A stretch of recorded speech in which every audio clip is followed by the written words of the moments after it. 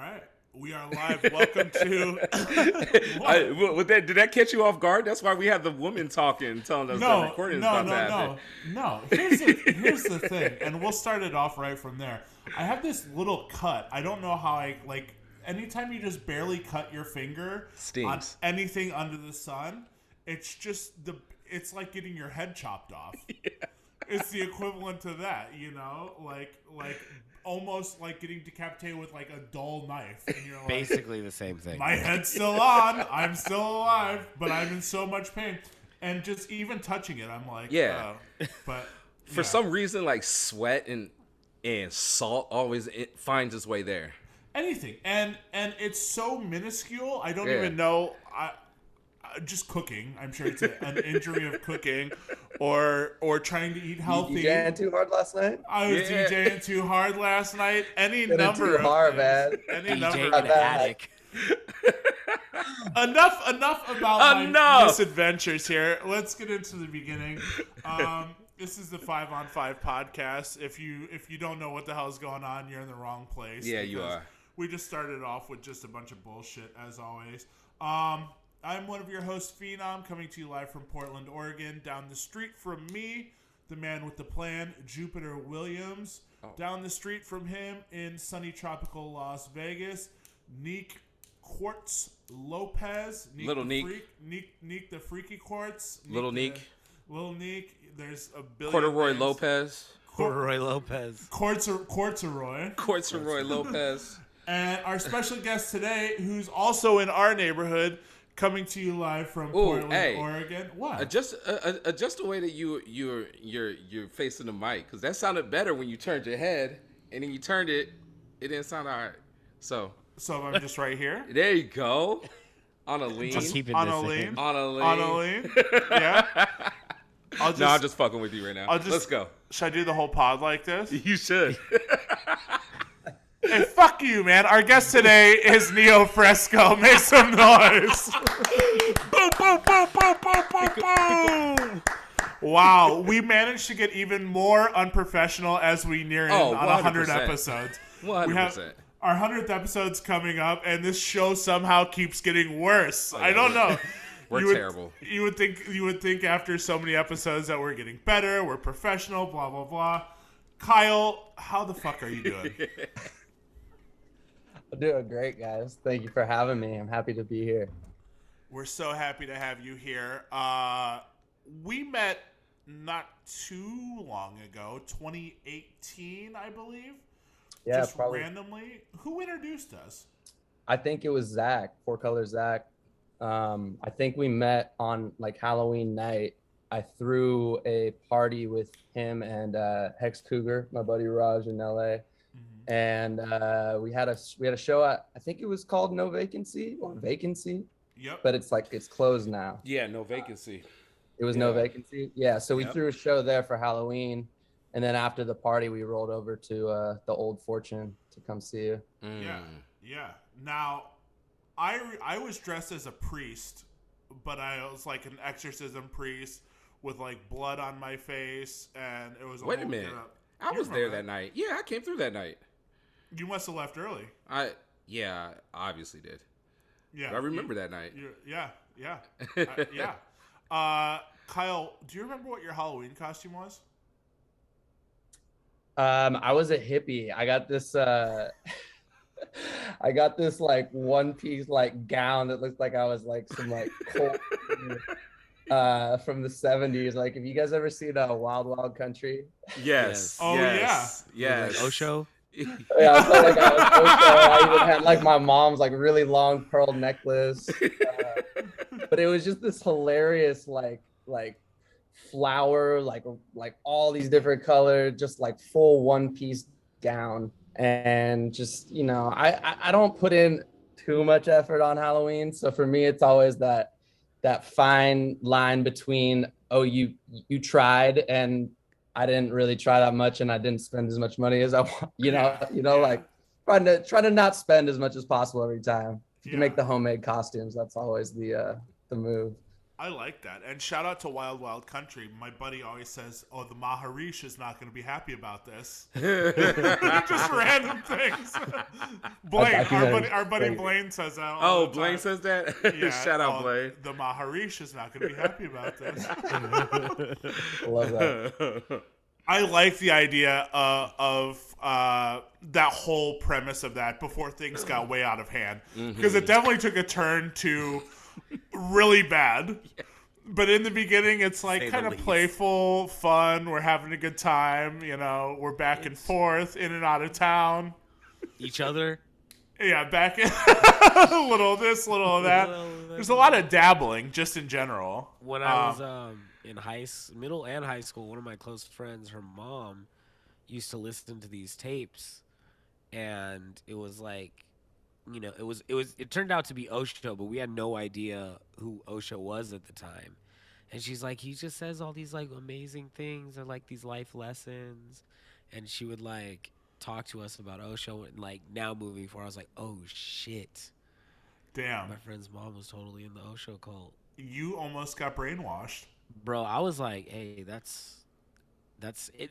People still repost Osho quotes like like he did fucking kill a lot of people. I'm like, the whole thing, like I don't know when the turning point was. Like it was definitely like more than halfway through the miniseries or whatever. But like that first half, I was like, this sounds nice. Yeah, I'm like, yeah, he's got some points. Like, I fuck with this.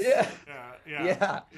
And then when you see like what he's doing personally with the funds and like all that stuff later on, it's like. Right. What was their color? Was it red or orange? They had they all wore. Did they have a color? I think they all wore orange. Yeah, they did. So. Okay. Or they all wore red. Something like that. I don't remember. I can't remember because I was going to. Shades of red. Yeah, I suggested that I was going to go as that for my Halloween costume. And somebody said, oh, there's probably some people that still live out here that were in that. So they might, that might trigger them from their experiences in there. I was like, oh, that's a bad idea. Yeah. Yeah. But, damn. So is that the white people version of gang colors? Like what cult you're in? Yeah. What Middle Eastern inspired cult you're in? Well, it came from India. Yeah, it's white people can't even. Indian, yeah. But I mean, like, it's always like suburban white people in America that get into it. Always, especially in Oregon. Yeah. Yeah. Well, there wasn't shit going on wherever they were at. They were like, oh, they took over this whole town. Yeah. And the people in the town were like, what? Yeah. Just like looking at all these people, just so confused, and they just couldn't imagine what the hell was going on. I would have joined the Source Family cult. Source Family's great. Yeah. They look like just a musical fun cult. It looks like a lot of fun. Yeah. Style was on point. Music, they recorded albums like it was nothing. Basically the Partridge Family. Yeah, right. Kyle, if you haven't watched The Source Family yet, it's another cult documentary. That's not what this podcast is about, although our listeners would be very... but it's great in theory, and at the end of it, the leader, they said he went skydiving. Yeah. Or no. Hang gliding. Hang gliding. They're like, he went hang gliding, and we saw him at the bottom. It wasn't successful. Why am I laughing? I shouldn't be laughing about this. But yeah. Karma, baby. I don't remember, but there was something that led up to it, why he was hang gliding, though. Yeah, I forgot what it was. He was, like, super pissed off and was like, I'm going for a hang glide. Yeah, it was something. Or he was, like, really happy and was like... Something happened where he felt like hang gliding was... Yeah, it was so wild where he really felt like it was a good idea to do this. I mean, I don't need any reason to hang glide. Yeah, exactly. I've been wanting to do that for years now. I'm definitely, like, I think more scared than I'd like to admit, which is probably why I still haven't done it. Yeah. I mean, watch The Source Family, and you'll be like, Yeah. at least think twice. Yeah. Okay, I'll check it out. Yeah, I love that idea though of being so pissed off that you're like, oh shit, he's gonna go hang glide. Like, anytime you push someone to the really stoked. I forgot which one it was. Yeah, I forgot which one it was. Too. Either one, it was a very extreme feeling. Right. Yeah. That didn't warrant a hang gliding. No. Yeah. Situation. Could you just imagine like DJing in the middle of your set and somebody requests a song, and you're like, that's it, I'm going fucking hang gliding immediately. I'm out. You just walk out. Where's in the middle Colin of the going? night. Oh, he's going just for a glide. He's gonna hang glide Off the roof of the club. Yo. Oh. Down. It's just like one story, so it's like a very quick like. Right. And you come back down and you're like, all right, I've cleared my head. Time to go back. And, like the song is still playing. You gotta make it. You gotta make it back in time for your transition, man. Yeah, buddy. Yeah. You're like, when did you say you're gonna go hang gliding? You're like, I already did it. I'll be right back. That reminds me. Can I tell a quick story? Actually, Yes. Semi-related, not really at all. I went to Tiesto at the Crystal Ballroom probably in like 2009 or something with my boys. When I was in town, I was living in LA at the time, but I was here visiting, and he was playing. So we went to this show, which is kind of funny to think of seeing Tiesto in Crystal Ballroom nowadays. Like that would never happen. But like probably an hour into his set, he just leaves the stage for like 10 minutes, and song just keeps playing. Like I think it probably transitioned into another song or something because he was gone for like 10 minutes straight up. And then he just like reappears and just keeps going, doesn't say anything about it. And we're like, what the hell was that? Like, that was so weird. Like, he has to go for hang glide. Just a quick one off the club. Did he take off for a spin? It was wild. That's some real pro shit. He's like, oh, I'm just feeling that urge. I gotta make my move. Did he go shit? He had to go shit, right? I mean, 10 minutes. Like, what are you doing for 10 minutes? You know? You know what's crazy? I only see like working DJs leave the booth. I've never seen like pro DJs leave. No. When I say pro, I mean like big name DJs like that. I mean, I think that's the only time I've ever seen. I've never heard of that. Yeah, like a pro like touring DJ just straight up leave the stage for more than 20 seconds, maybe. Have you met him? I have. Yeah. Did you ask him about this? Are you like, hey? About 6 or 7 years ago, I saw you in Portland, I totally Oregon. should have, because I think I met him after I saw that. I didn't even think about asking him. I mean, it wouldn't have really been appropriate. Yeah. You're like, you know what I'm gonna ask you to. He's like, nature calls. Yeah. Because I mean, I respect that. If that's what happened, I respect that. I mean, hey, Lamar Jackson is still denying it. Do you guys remember that happening? Oh, yeah. He took off in the middle of the fourth quarter, right when the game was on the line. And he sprinted to the locker room and made it back in time to do like the game-winning run or something like that. Yeah, it was wild. When nature calls, man. Yeah. Like, Oh, what's he gonna do? Shit his pants? Right, but he kept denying it. I just Center? want him to say, yeah, I had to take a shit. I had to take a shit in the middle of the game. But he's You like, remember no, that? that didn't happen. Yeah. Like we know, bro. I went back to get some ice cream. Oh, that definitely made you shit. Emergency ice cream. That's what would happen if I played basketball. I'd have it in my contract. Be like, oh, every fourth quarter he cuts out, gets a quick scoop of ice cream, and he'll be back. Scoop. In the concessions. You got to go to the concessions, though. You have to wait in line. But like peeking your head through the hallway to see what the score is, you're like, yeah, I gotta get back. Shoot. Dang it. Where there's like you could have helped that play, but you're like, oh, come on, hurry up. While the ice cream scooper is just giving you small talk. Yeah. You're playing great out there today. Yeah. Oh, sorry. It's chip. You gotta tap the chip. You don't put it in. You gotta. It's not a swipe. You gotta tap it. I forgot my wallet. I gotta go back.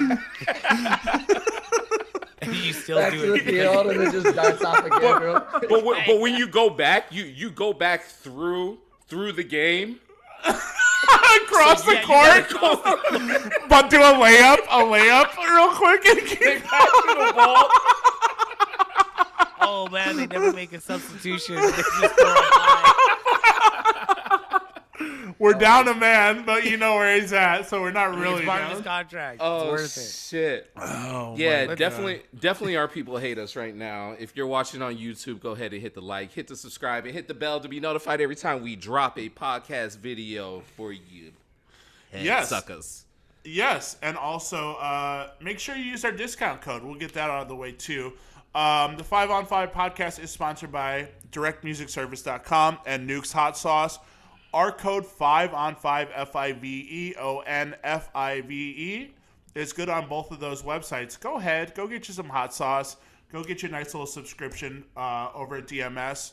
30% off your first month. Don't say we never give you anything nice. And let's get into the 5 on 5 matchup this week, Let's gentlemen. go. Whose pick is it? There was a little discrepancy on if There's it's discrepancy. Nuke's or Travis. Real early in the morning this morning. I will take full responsibility for said discrepancy. Okay. Do you guys both have a pick? Are you presenting it together like a class project? Oh no! When I pulled up the receipts, I said fuck that. I'm going. Oh yeah, you circled it. Yeah. He circled it and said, "No, you got it." Did Yeah. you really? I went back to bed after I circled that and sent it to you. I'm like, Okay. hey, I'll do We'll something. work on that later. That's a power move. Airing your grievance and immediately going back to bed. Ugh. Yeah. And lights out. Hey, I like hang that. gliding. Yeah, yeah. Hang gliding into the ice cream shop. That's what he should have done. Is hang glide into the stadium. Yeah. He should have done that. Yeah. You don't have to walk through the crowd if you've got your wall. Just hang glide back down. Jerry Buss would have let him do it because what year was that? Was that like 79 or something like 79. that? Yeah. Yeah, Jerry Buss would have let him do it. Absolutely. Yeah. Yeah. Oh. You only got one hand to hang glide with, though. That's it. You got to hold the ice cream with the other hand. Yeah. Got a point. Man's got a point. That's going to make you crack. That's a very good point. Just coming across the stadium like a Statue of Liberty. You know, they're probably allowed to do it because I highly doubt anyone puts that in their contracts that they're not allowed to. So Right. they're probably good. Yeah. You haven't told me I can't not do it. Exactly. That's how I approach every DJ situation. Like, anything in general, if it's not in the contract, you didn't say I could not do it. You didn't say I couldn't do it. Right. Exactly. You didn't say I could do a whole set of Taylor Swift. Yeah. You just want me to be here to play music. That's That's not what I'm off the doing. table. I'm It's giving not off you the table. music. I mean, Wait, that's not what you guys do every time. There's something we need to talk about before we get into the 5 on 5 Uh-oh. along those lines. Uh-oh. And Travis, you and I were talking about it the other day. When you co-sign someone and then you don't stand behind the co-sign fucks you up. Like when you're like, man, I have a great guy coming from out of town. I can't wait for you guys to hear him DJ. And then the guest comes and plays like in another city or in your city or whatever. And it's just a fucking disaster. We've seen it. We've seen it. We've we seen just it before. We just had a conversation about it probably a month ago. There's just certain people I would trust. You know, like you have your roster of people Right. where you're like, yeah. But then there's the occasional curveball where you're like, oh, you should book my friend. They're actually really good for what you're looking for. Mm-hmm. And then you book them and something goes awry. Like, well, even Monday, we had somebody forgot their needles. Right. And I'm like, come on, man. Yeah. Like, if you tell me you're playing vinyl and not everyone's playing vinyl, bring your needles. Bring your needles. Well, regardless, even if you're about gonna bring Saturday? vinyl through, you got. Yeah, Saturday. Saturday is a perfect example. What happened Saturday? the phase died, and then Kyle had to hop on needles. Oh, okay. Mm-hmm. That's my fault. I never charge him. So Yeah, I'm the bad friend in this situation. I'm the cosign. Yeah. You are the cosign. Hey, but that's just like DJing 101, right? Like like DJing 101, you just have the backup gear that you don't even think you're gonna need to use, because the last thing you want to do is have to fucking run back to your house in the middle of the show. Right. Yeah. Right. In this situation, they had to call another DJ. Oh, hey, can you come in and bring your needles? And he was like, I was like, oh, like, that was really nice of you, you know, like a nice gesture. Because I was like, I wouldn't fucking, you're not getting me out of the house on my night off. Right. Yeah. He was like, I was getting prepared to play for 2 hours. Always. In the back of my mind, that's always the case. Anytime you book somebody else, you're like, I'm DJing the whole night. That's how it is. Yeah. Mm-hmm. Sorry about that. No, you're good. Sorry about that. Kyle, you saved my ass. Again, your family. And I want to get into how much fun Kyle and I had on Saturday, because that's not the story I was referring to at all. We had a fucking blast. Yeah, and then I brought you here today to discuss a couple. No, we had a fucking blast on Saturday, and we're going to talk about all of that after we finally get to this 5-on-5 matchup. We're doing a bad job at the job man. today. We're 30 minutes in, and we haven't even got to it. It's the afternoon show. It's a 3 p.m. start time. It's a little weird. So go ahead, Neek and Travis, present us your pick. All right. Gentlemen. My pick is No, you have to say it at the same time. You have to say it at the same No, time. we don't have. It's not coordinated. It's not. It just is. Remember on Nacho Libre where he's like, your turn to sing. Oh man. Let's do the fucking show, man. He's warming up his voice. All right, what do we got? Either of you guys. Who's going? I ain't got shit. Dude, I thought you said you had it. When did I say that? All right, look, here's what we're going to do. You pick someone, and I'm going to pick someone. And they're going to go against each other. All right. No, wow. Go ahead and pick. You pick All first. Right. What? I'll go off of yours. MF Doom. Damn. Okay. Okay. Okay, hold up. Will Smith. Sick. Oh my God. Let's roll it. Sick. Let's roll it. Let's roll it. Okay. And Kyle, at any time if you need a refresher on getting jiggy with it, feel free to mute and listen on your speakers. Never. Round one. What do we got for Doom? Round one. Rap snitch kisses. Okay. Versus Get Jiggy With It. I got Will. Yeah. And here's why. Because of Nas? He did the whole. Well, yeah. Nas wrote that, right? Yeah. Great sample. Great sample. Sister Sledge. Great answer. Yep. Shout out Niles. Yeah. Niles and Questlove pop up all the time on our podcast. All the time. Yeah. But also after the incident on Sunday, he performed this at the after party. Wait, what happened? Yes.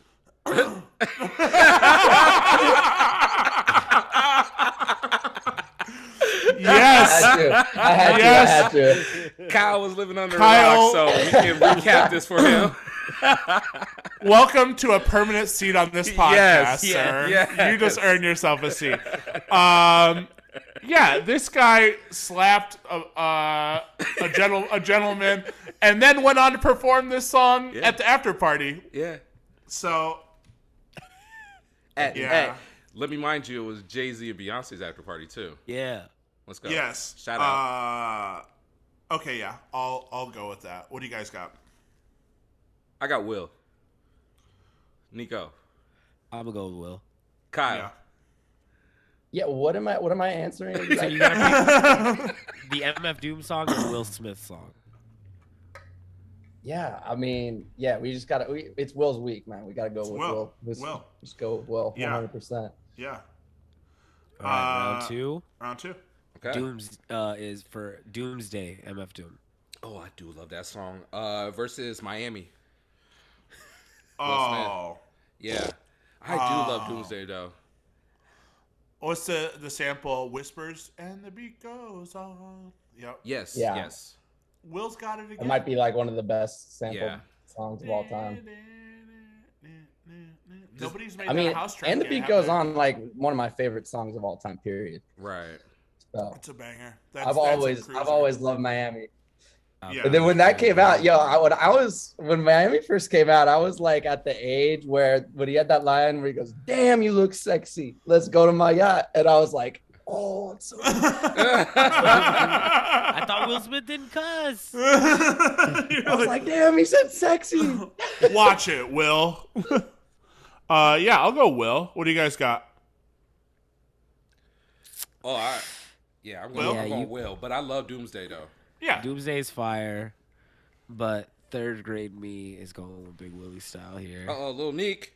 Oh yeah. I know every lyric to every song on Big Willie style. Yeah, I do too. Yeah. These might be the only two sweeps for Will. I think he may get rolled after this. That's what I'm looked. feeling. I'm feeling like after this, I'm not really fucking with Well, if there's any Doom fans listening, like we're just speaking blasphemy right now. Like, yeah, 100%. These are, but it's not even a question if you're a Doom fan. Like that, this is ridiculous that we're. Yeah. Yeah, It's also it's this is a period piece too. So we're dealing with an incident from Sunday. True. And Will's got a little heat. He's We're- got a little yeah. juice right now. True, but it does change up this next round. round 3, all caps. Friend Like Me from Aladdin. Doom. Doom. Yeah. Imagine. Doom. Yeah. We're all like, Will. Doom. Will Next. Will remade A Friend Like Me. So I have never seen. actually, A Friend Like Me, I believe. Oh, is, the Will Smith version. Khaled. Oh, the yeah. live version. action. Yeah. Never saw it. Yeah. Round 4, one beer. Okay. Esther Rico. We're going MF Doom again. Yeah. That's easy. Oh, Doom. Yeah. This is when Will dipped into the Latin craze. Little Latin water. Around the same time that Jaden had the Icon remix with Nicki Jam and whatnot. Gotcha. So, yeah. And round 5, hoe cakes. Men in Black. Oh. Yeah. That's when it changes. Forget Me Not sample. Patrice. Dance instructional breakdown. An instructional breakdown with the aliens at the end of the video. And this was big too because this was wasn't this before like Getting Jiggy when it came out or whatnot? Because the movie came out before Big Willie Style did, I believe. Yes, right? this is actually a hidden track on Big Willie Style. There you go. So this track was big because this Really? was Will's first track. It's one of those. It's the last track where you have to like listen to a minute of silence before it pops. Oh, I thought it might have been in that area between that and Millennium. Yeah, Millennium. Between Millennium and Big Willie Style was Men in Black, but it was also the Wild Wild West soundtrack. Oh, Wild Wild West. That, yeah. I'm glad that's not on there. Man, that guy's got Stevie I Wish sample. Yep. Dude, I'll say this: the And, formula Cool Mo is Deep, very sorry. much. Yeah, no, it's very much like Diddy in the '90s. Yeah. Take a classic soul '80s R&B hit and turn it into a rap song. Yeah. And, Diddy was flipping everything. True, but Will was doing this before Diddy was though. So What? Was he this was doing this before? style. He was doing this kind of style before that. With Jeff. Cause summertime. Summertime. Was You him got- and you got Jeff doing? Oh yeah, summertime is just kind of a you flip. got Yeah, Nightmare on My Street. that is. A flip. Yeah, so I guess you're right. You're not wrong. This Parents is just don't understand is a flip. Yeah. Is, So- is No, it it's always been the thing for sure. Yeah, I think I guess. what's crazy though is like for me, like some of the samples I didn't know at the time. So Oh yeah. I thought like he just created this new hit song, and then later on you hear the original and you're like, Yeah. now, okay, that makes it pretty easy, I guess. Yeah. That's the mark of a good rapper, though, where you can True. hear something like that and you're like, this is just fine. Like Miami, just fine. Yeah. If that was the only version of that song that I ever knew, not to take anything away from the Whispers, but it sounds like it was made for that. Yeah. Mm-hmm. I don't. Is that a sound of a good rapper? Or is that just a sound of A good producer, probably. a good producer? yeah, like the that's team, somebody who can make. Yeah, that's No, like it's the team. we're gonna take a hit. He held it, and though. we're gonna make it Yeah. a new hit again. Yeah. It's the team. Because it's you not also, like it's but that you original. also need a vessel to present. Yeah, Will Smith is the performance, perfect right? Vessel to Exactly. bring out these bubblegum. Well, hits. yeah, he didn't sing on it the whole time, where you're like, oh, Miami's a song where this guy is singing. No, Like- but it goes to These say are perfect that pop hits. Like, he's a good Pop music. rapper for it. Yeah. It's I great didn't pop think music. about that before. Yeah, like he doesn't do a lot of the hooks. No, Right. No. I'm going with MF Doom. It's a cool song for the soundtrack, but I always thought Men in Black was ridiculous. Like, it's a catchy song, but we're still talking about aliens and shit. So Right. all right. caps. I mean, I'm going with MF Doom. I'm going Doom also as well. Though. I'm on Doom. Yeah. Yeah. Okay, sorry, not all caps. No. I'm Well, on- all caps when you spell the name. Right. Yeah. I would have been Doom all the way through, but those songs have a little bit of nostalgia for our childhood and stuff like that. Yeah. And yeah, I get it. It's Doom. He's the best. He's the Yeah. fucking best. Yeah. But that little bit of nostalgia still goes off in the club. It's still fun music. That's Yeah, what you're I was not gonna playing say. Doom I was in like, the you can still club. play all that shit in the club and it Yeah. would go off. Yeah. I was yeah. gonna Not play like off Big because it's Willie corny. style last Like night, people yeah. actually jam. Yeah. Right. I actually played. Are we talking about Will or are we talking about MF Doom right now? Well, Yeah. So I played a Will set on Saturday. This is before all this stuff happened. Yeah. I played a Will Smith set. I swear to God. What? Yeah. I played like Coincidentally? six songs just straight Will. Yeah. Just Yo, coincidentally. tell us you're bored without telling us you're bored. Fuck yeah. We're going you, Will said, Smith. you just said Miami is a great song. One all I song. meant. Everybody Yeah. was dancing. One song, I played- two Everybody songs. was dancing. I You played do- Candy a few months ago. Will Smith's Candy. Candy's Yeah. nice. We What's, can't, we can't sleep on Switch either. Oh, Y'all forgot about Switch. Which one switched? Oh, the Ooh, movie. See? No. off of Millennium. You know I what? think this By might the have been time off of the Millennium other came one. out, I was I was out. checked out and listening to real rap at that point. Not gonna say it was a bad album. I just never really gave it a chance. I mean, yeah. It was off of Born to Rain. Yeah, way out by then. Or hold on, was it? No, I was out by Born to Rain too, though. Switch wasn't even on Millennium. It was No. on. Is it on Lost Big and Willie still? Found? Lost and Found came out in 2005. I'll check it out. I'm not gonna Check- say it sucks. 'Cause check now out the that, like, remix. Yeah, Check out I'll the check remix. it out because now it's like it's not ironic to me. Like I'm listening to Will Smith. I know what I'm getting. We're getting. I do remember Switch now that I think about it. Yeah, it was like one of Will's first like real club heavy. It's a heavy. The remix is a heavy club song. Okay. It's got a lot of claps and stuff, right? Am I thinking the right song? You're I gotta not look. thinking about the right song. No. Okay. No. I'm What's- surprised just the two of us wasn't on there though. My dad is a very important subject. Just the two. That's what I'm saying. That's the Will Smith formula. Take a popular song and fucking rap on it. Right. That's it. Sounds like Like, he's trying to do word. Fat Man Scoop on that one. He's honestly. not even changing. Oh, are you it. listening to the remix? No, just the original. I just had to remind myself. And at the beginning, he's like, "Yeah, turn around now." Yeah. It's totally just like some Fat Man Scoop. Because also, Fat Man Scoop was huge at the I time. remember, it does have a lot of clapping. You're right. It's like a fucking hoedown. Yeah. A stomp bopper. clap. It's a stomp clap. Yeah. It's one of those songs. Oh, okay, yeah, it does. It sounds like Yeah, like Stomp the Yard. It sounds like what you It's call some it? nappy root shit. Like y'all you go crunk No, to the it. wobble. It sounds like wobble. It's a wobble. This is a wobble song. Like, Yeah. this is a line dance song. No, find the remix of Switch. It's a lot better. Will 2K is the song that I can't stand. Oh no, that's so. That's bad. Came off of Millennium, right? That was Millennium. Yeah. Ugh. I did not like that one. Yeah. He's got a song called "Get Lit" too, and I just got to imagine that's just as bad. Get lit. Somebody was like, "We're just gonna make a bunch of songs for the club for the teenagers. We'll call it Get Lit." I don't want to hear that. I don't want to. There's not much Will Smith I want to hear outside of the hits. Yeah.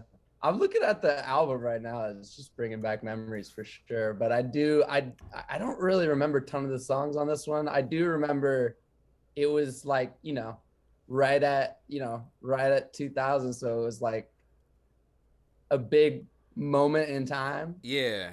But I do remember always, I think, being like, yeah, Big Willie style is way better than this. Oh yeah, 1,000,000%. Let's take it into the lightning round. This is going to be just for you, Kyle. You pick a this or a that. One artist stays, and the other artist you have to get rid of for all time. You can never listen to them again. You cannot play them in your DJ sets. It's like they never existed. Okay. Starting with Fleetwood Mac or Tom Petty. Keep Fleetwood Mac. All right. Limp Bizkit or Korn? Ooh. Probably ditch the biscuit.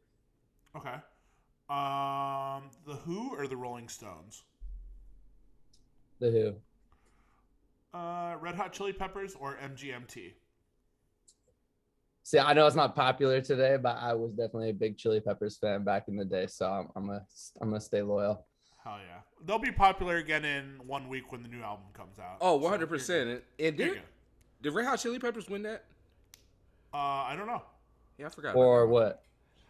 If they won that that challenge that we did. I think so. They did? Yeah. Jay-Z or Future? Oh, I'll get rid of Future for sure. All right. Ashanti or Sierra? Ooh, man, that's tough. Here's your R&B bag. Oh, as a DJ, I probably would get rid of Ashanti, but personally, I think I'd get rid of Sierra. All right. Disclosure or Jamie XX? I'm personally more of a Disclosure fan, but they're both amazing. I think I probably have to ditch Jamie though. That's tough, man. People aren't gonna like that. I'm very excited to see him at Coachella too. Right. Well, they're both playing actually. Yeah. Ray Shremmerd or T.I.? Oh, Ray Shrem. I'm such a Ray Shrem stan. I need them to come out with a new album. Shrem Life. Yeah. No. Calvin Harris or Soulja Boy? Soulja Boy. Okay. Old Calvin Harris is cool. Yeah. Yeah, I like. That's fair. As a DJ, man, I gotta be able to play Crank That just on that song alone. That's fair. Beastie Boys or Run DMC? Man, just because I've definitely listened to more Beastie Boys, I'll go with Beastie Boys. Okay. Queen or David Bowie?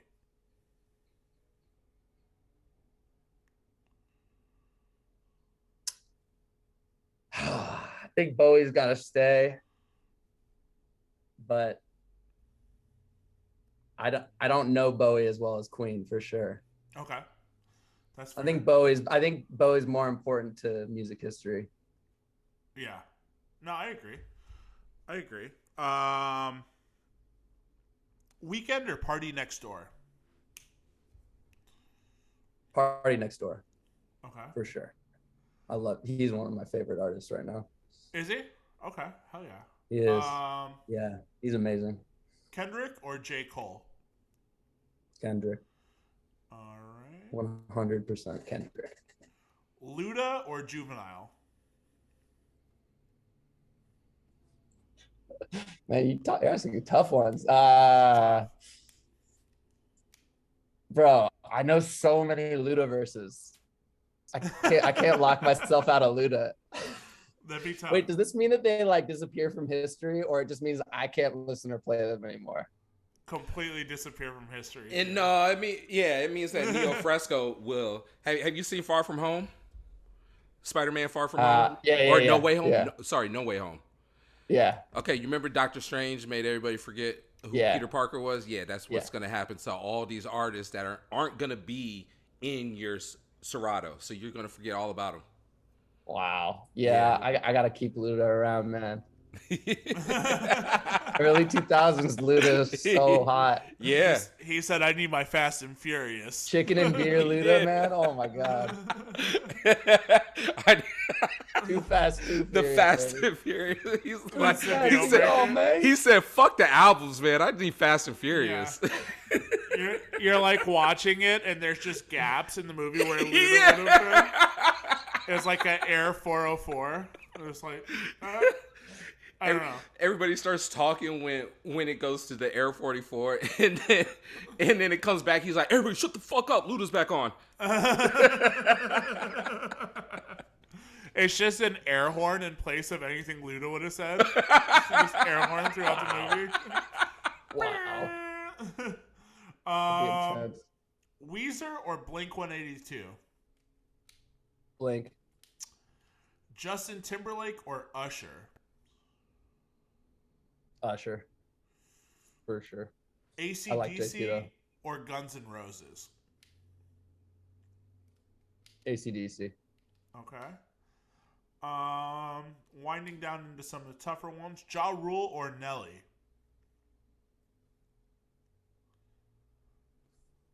Ooh.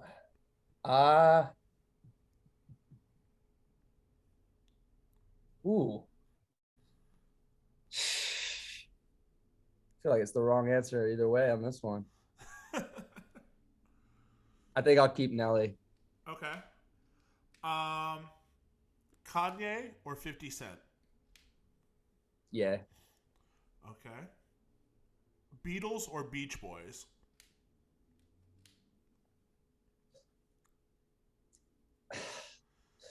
I'm not like a huge Beatles fan. I know everyone always says they're like the greatest band of all time. You know, I love the Beach Boys. So I might just be controversial and say, fuck the Beatles, they're out of here. That's fine. There's no wrong answers. Tupac or Biggie? I would have said Tupac back in the day, but I've become a huge Biggie fan over the last few years. Just really fully realizing the fact that like still to this day, his music is played in clubs every single night. And it just goes down so hard still. And it's been like 20 years. It's so crazy, man. Like you can still play Pac too, for sure. Don't get me wrong. But Biggie's voice is just so iconic. And I keep thinking about also like, what would he be doing today? Like, what would he still be like fully putting out music? Like, right. Yeah, what would Biggie be doing today if he was still alive? It's tough to say. I think he would have. And Travis, I want to hear your thoughts on this. I think he would have had a big run in the late 90s, early 2000s. I think the Biggie duets thing is not the avenue he would have taken. I don't think he necessarily made music for the club. It just kind of worked out that way. I don't know, Trav, what do you think? I think Pac and Biggie would have squashed it. Yeah. And tour for sure. Yeah. I think we would have got Watch the Throne version of Watch earlier. the Throne. Yeah. A version of them even before Ye and Jay-Z. I think we would have got a Pac and Biggie album. That would be crazy. Yeah. That would have been sick. Yeah, I think that's what it would. I think that's what would have happened. Prince or Michael Jackson?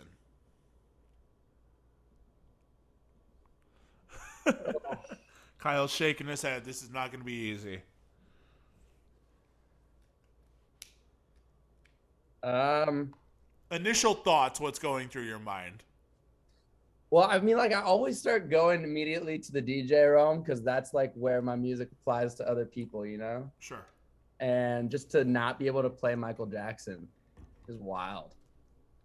And I definitely, on average, probably play more of that, but Prince, man. And also, again, just who's more integral to music history, you know? Right. I think Prince, like, definitely inspired a lot of new iconic artists after him, maybe in a more dramatic way than Michael did, just because it was a little bit more avant-garde, right, more original, less poppy. I'll keep Prince. You know, whatever. Michael Jackson doesn't seem like he was a great person. So. That's fair. Mariah Carey or Whitney Houston? Oh man. I mean, Whitney. I mean, both of them. I think they are the two greatest voices of all time, probably. Both of them. Yeah. I'll play Mariah by myself. You're gonna get along real well with Neek. My boy loves Mariah. Oh yeah. Yeah. I want to say Whitney, but I gotta go with Mariah, man. I'm gonna keep Mariah. Around. Okay. Very good. Let's ask our question that we always ask on the podcast. We end the lightning round with this every single week. And there is a wrong answer with this one, too. Is there? No. Sure. He just likes to spice it up, he said. Sure there is. All right, here it is. On my toes. Yeah. Here it is. Outcast or Hall & Oates? I think I've seen a highlight of you talking about this before. And I tend to agree with you because I do have a very guilty pleasure for Hall & Oates. I gotta go with Outkast though. I gotta go with Outkast. All right. Nice. All right. You survived the lightning round, sir. Congrats. Nicely done. Nicely done. Was that the right answer? That was the first time we've ever heard that there's a right answer. Yeah. I think I was equally surprised. Yeah, I was we'll like, see what? who has the wrong answer. Yeah. We'll let YouTube decide. Yeah, they'll definitely let us know. Yeah. Let's start from the top down. Kyle, I was going through your music today. 38,000 monthly listeners on Spotify. Woo. Props to you, sir. Woo. Huge. It seems more and more difficult every day to get people to listen to anything. So hats off to you for that. We were talking. Can't even get my girlfriend to listen to me when I talk. Oh, here we go. That's why you got the dog. The dog just sits there. The dog will listen to you. The dog She doesn't listens. care. That is big role for dogs. No, we were talking about that the other day. You know, you drop a meme and it gets 9 billion likes, and then you're like, hey, here's this song I've been working on for 65 years, and it gets like a laugh emoji, and you're like,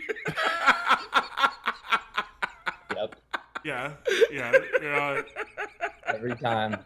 very, very, very good. Like, and then like you check the comments and it's like, try this new fit tee, and you're like, oh, right, or promote it here. Promote it on. yeah.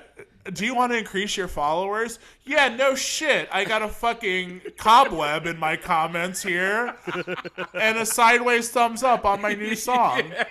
Do you want to increase your followers? Yeah, these people don't even see it, so what does it matter anyways? That's a quick fuck. That's a quick fuck the algorithm rant right there. Yeah, fuck the algorithm. We gotta fix that. The algorithm is beyond shifted. I think at this point, beyond. I think everyone's over Instagram. I think everybody's just kind of posting reels because they have to. But I've been kind of taking cues from you, Colin, and just kind of starting fresh and take it off. Post whatever. Take it off. You just fucking post whatever I want. Just shit posting. I love it. Yeah. I mean, it's much less pressure, much less stress, much less cringe. I hate coming up for captions when you post a picture of yourself and you're like, it has to be an announcement or just a whatever. Like, I don't have anything to promote. Right. So, and what are you gonna do? Post like Drake lyrics? Like, like, I don't know. What do you guys think? I mean, you guys are on Instagram too. Yeah. You already know what I think. Yeah, Trav's old school hating social media. Yeah. Trav's walking around town showing pictures to people saying, "Do you like this or not?" Do you like this? 100%. Yeah, I'll do a grassroots style. What about this? Yeah. This is me. Here's a flyer. What do you think? Hold up next to your face. What do you think? This looks like me? But he's got like gel filters. He's like, yeah. You got all the different Instagram filters. Here's this picture in Seputone. I call my girl over to put like eyelashes on. Hey, put eyelashes on me. I gotta get this filter like right. puppy ears. Yeah, man. God damn. You got those fake eyelashes, and you're like, yo, like that, like the filters on Instagram. Well, I got like a real life VR filter. Yep. I just got eyelashes. Yep. God, I fucking hate it. Aren't those just fake eyelashes? They're just wearing eyelashes. Yeah, somebody drops a cloth behind you. And it's just a beach setting. Here's me on the beach. Yeah. Yeah. This is the same picture in black and white. Here it is. Man. I wish I hated Instagram. I wish I did. I just I find myself on it too often to like say I hate it. Oh, I find myself on it. It's just me posting on it. Everything that I think about posting, I'm like, yo, this is corny. I'm not gonna post this. Right. Oh, that's the problem you have with it. That's the problem. Yeah. I feel that because I'm like, I'll be like, oh, I'm gonna post this. I'm like, oh, it's corny, and then I'm just like, and then I get over it real quick. My vanity will not allow me to go too far. I'm like, this fit is too fire. I have to post it, or like something like that. And also, I get like, because we're working DJs, I get scared that if I'm not on Instagram or posting on Instagram, I won't get booked. I won't get people at my gigs. Like, I have to be on here. At least that's the feeling I get. How true that is, I don't know. I've never allowed myself to work without it because I feel like the gigs don't roll in if I'm not. People will forget about you, how to play. No, right. Yeah. Yeah. I posted a story a lot. I'm a story The story poster. post is perfect. I'm a story poster. I'm a Twitter. Twitter got me. Twitter's perfect. We're all on board now. Yeah, Everyone Twitter got wants me, man. Fucking 15 years later, we love Twitter. Yeah, right. I've been pushing for these idiots to get on Twitter for so long. This is for our listeners, Kyle, and also for you, Kyle. These two jokers, I've been pushing for them. Get on Twitter. It's great. Where all the ice cream you can eat, all the balloons. It's just the best time ever. And these guys go, I think I'm going to check out MySpace a little bit more. I think I'm going to check out Facebook a little bit more. I think I'm going to give IG a second chance. Oh, I gave Vine a third go around. Vine. Not even active. Just watching old compilations on YouTube. Yes. I think I'm going to just comment on YouTube videos now. Actually, I do shit, that. Man. Twitter is a shit because it like people go, you got something to say, boom, there it is. Like, there it is. And I love being in like the specific subgenres of Twitter. Like DJ Twitter is wild.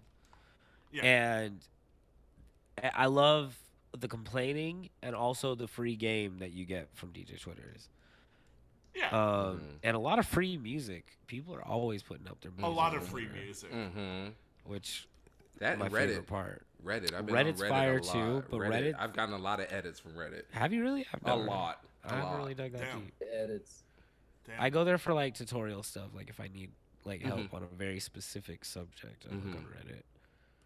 All right, so I want to talk about this since Kyle's here. Kyle, you are a producer as well as a DJ. Would you say producer first or DJ first in your title? If someone meets you, you introduce yourself. Which would you say first? Well, I say producer now Okay. because mainly just in the world in 2020, you know, like saying you're a DJ now is not cool anymore. You know, it's right. When I first started in college, when I was 18, like, you know, it wasn't like that. So it was still like cool to be a DJ. And at our school, there weren't like that many people offering services, and so we got hired for like everything, you know. So like back then it was like a whole different thing, but now like people literally like roll your eyes if you say you're a DJ without even considering like if you're actually a professional DJ or you just say, you know, whatever. And I just don't, I hate that that's the stereotype, but it's also partially because in the last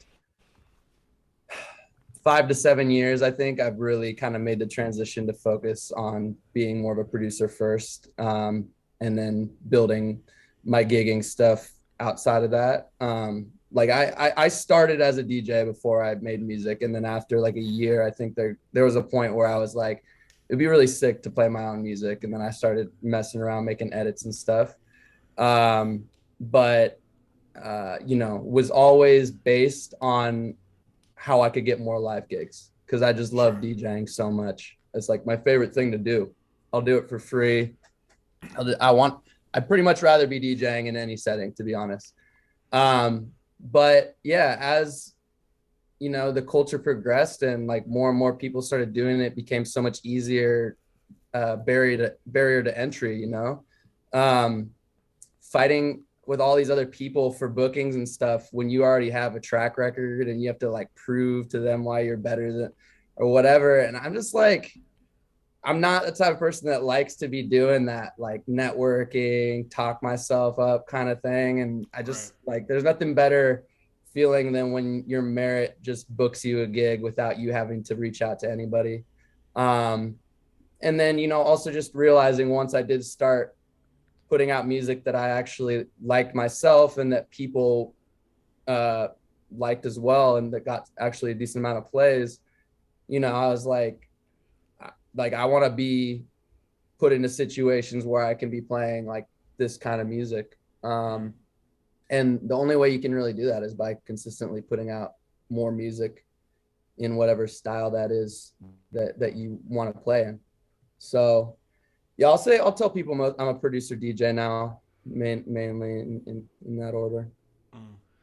Do you find as a DJ turned producer, did you have a hard time kind of narrowing in your genre that you like to create? Oh yeah, I'm still doing that. I'm still not really even sure like what the move is. I've gone back and forth so much, you know, like I have a very eclectic personal taste in music. I grew up listening to like hard rock and R&B and some hip hop, and then high school was listening to like a lot of hip hop and R&B, and starting to get into some electronic stuff. And then college kind of like really got the electronic bug, and just a whole new world opened up. And so, yeah, DJing also, just because of the nature of the situation for me at the time, I was in college getting booked to play like frat and sorority gigs. And, you know, they obviously wanted to hear the songs they knew and stuff. But then we would also on the weekends go to like USC and play like some underground rave or something. So, you know, for me, DJing has always been about the other people first before myself. It was about, you know, you're there to get a party going, and you know, if you're being booked as a DJ, it's different than if you're being booked as an artist, you know. If you're being booked as an artist for your music, there's definitely more flexibility in the minds of people and in the bookers and everyone, that like you're gonna do your thing and they're kind of go on this journey with you. But if people are just coming to a party and you're just DJing and it's like an open format type thing, to me it's more about, you know, what do the people want in the moment, even if I want to go a different direction. So yeah, I mean, it's always been tough because it's like that that choice between like producing stuff that you could play in like any like open format setting, like anywhere, or like working on the stuff that is more niche that you really love, which for me has eventually now kind of made its way to like house and techno, which is predominantly what I've been putting out. And that stuff is, house is starting to finally get to a point now where we can actually kind of play it in like normal DJ sets that isn't like a specific house event. But you know, to really be able to play like a full house set or like an actual like electronic music set, you know, I feel like you got to play specific party for that. And so yeah, I don't know, I mean, I like making everything. And I think when I first was like coming up in LA and living there, I was working for Mad Decent and working with Diplo for a long time, and he was kind of like one of my biggest role models of like who to model off of. And part of that was because I love that he, more so than almost any other DJ I can think of, has been able to create this lane where he can literally just do any genre he wants and people are cool with it, and he does a good job at it. And I love that because I would ideally love to do that too. And so that was kind of my attitude the longest time, was like, I just do whatever. And like, people figure like, I don't care. But then I think as time went on, I started to kind of see, and then I was told by people as well, like, if you haven't already made a name for yourself in a specific lane, sometimes it gets hard for people to figure out where to categorize you. And, you know, ideally, like, you shouldn't have to get categorized, but unfortunately, you know, you find out with branding and marketing that it sometimes is good to compartmentalize yourself, honestly, so that people can digest your brand easier and kind of know kind of what to expect with you more. And then once you create a lane for yourself there, then the idea, I think, is that then you can branch out more. But kind of getting big originally off of one specific sound. And so that's been really tough for me to pick, like, what lane is that? And for a long time, I was kind of doing like trap stuff, like when that first started hitting off, because I love the hip hop element with the hard dubstep stuff, but not quite the, like, dubstep was just too in your face for me. I like the swag more, but then that kind of just felt like not quite me. And then mid tempo and Moombahton started popping off, and I started getting really into making like 100 BPM stuff. And I still love all that stuff that I made, but there was always a big part of me that's just loved like just straight underground rave music. And hey, let me ask you this real quick. What's that? I do have to cut you off real quick. Yeah, go ahead. How did you keep your focus back then with being, I guess forced in a box? I guess you could say when that. Compartmentalizing yourself. Yeah. How did you keep your focus with that? I don't think I did, honestly. I mean, it was only like the last 3 or 4 years that I've been like, okay, I'm gonna just pretty much just put out like house and like started this mix series called Underground Sound that I did like 15 different mixes of, that's all pretty much just house music. Just like, you know, like not just house, like house, techno, tech house, progressive, some electro, you know, some mid-tempo stuff, but all like really focus on like that underground club, like, you know, ravey sound, maybe some top 40, you know, remixes thrown in, or some acapellas on top, but like really just trying to be like, okay, where do I want to be as far as like if I got booked for the exact type of stuff I want to play. And for me, like, some of my biggest heroes are like, you know, I said Diplo, but then like Boys Noise is another like huge inspiration for me. Gus Apfelstein. Nowadays I'm a big fan of like Nora En Pure and Chami, Disclosure, we said, you know, so it's like all those guys, it's like, it's very much like the electronic waves, you know. And I think that's where I kind of was like, if I have to pick one for now, like that's, I think, where I want to go. Colin, that said, I mean, it's still like, it's not really fully worked out too, because I'm still like, I'm out here in Portland, we'll play like small club nights. I'm not gonna just like rave it out. Right, you know? right. Like, and I still love playing hip hop. Mm-hmm. So as far That's as the DJing, duality. it's kind of like Yeah. a separate thing. But as far as Gotcha. production, I think that's kind of where like my head's been at now.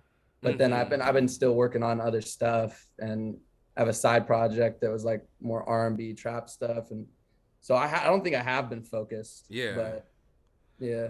Colin, I know you always ask this question, but I'm going to ask it right now. So what advice would you give young producers like trying to find their way, trying to find their style, trying to find their lane? Yeah, what advice would you give them?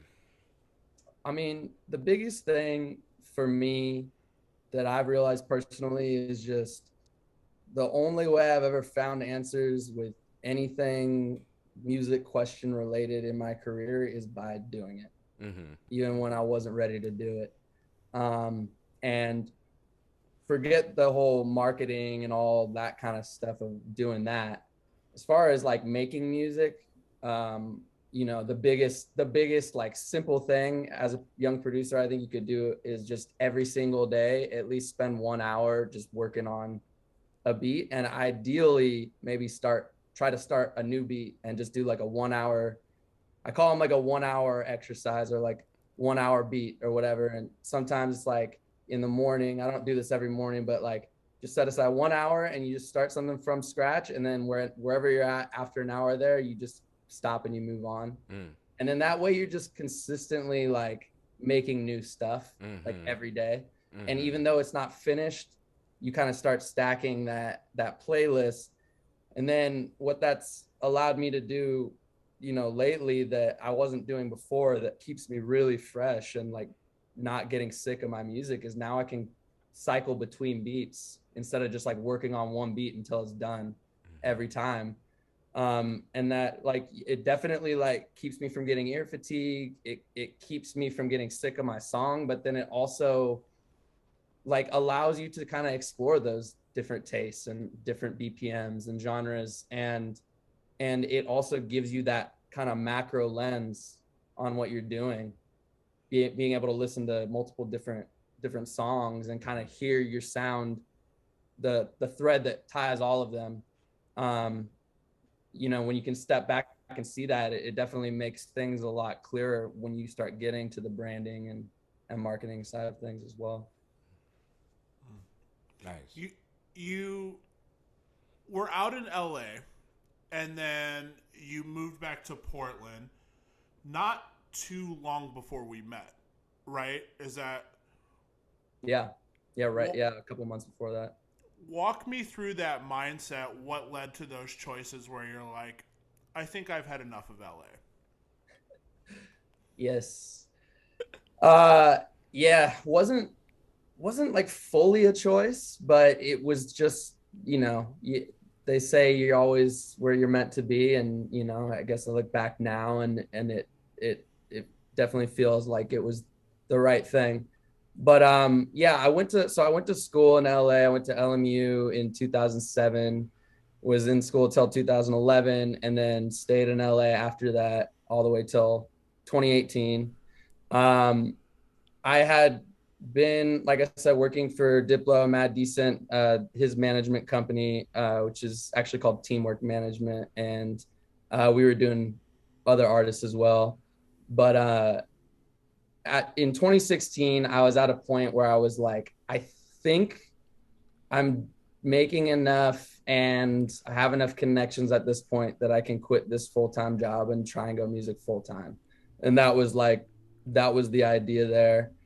And you know, it was actually like, it was really nice for a while, because my mentality was also like, I can be a starving artist. Like, I don't need to make that much money. Like, just to be able to wake up and make music all day is like a dream. So I'm cool with that.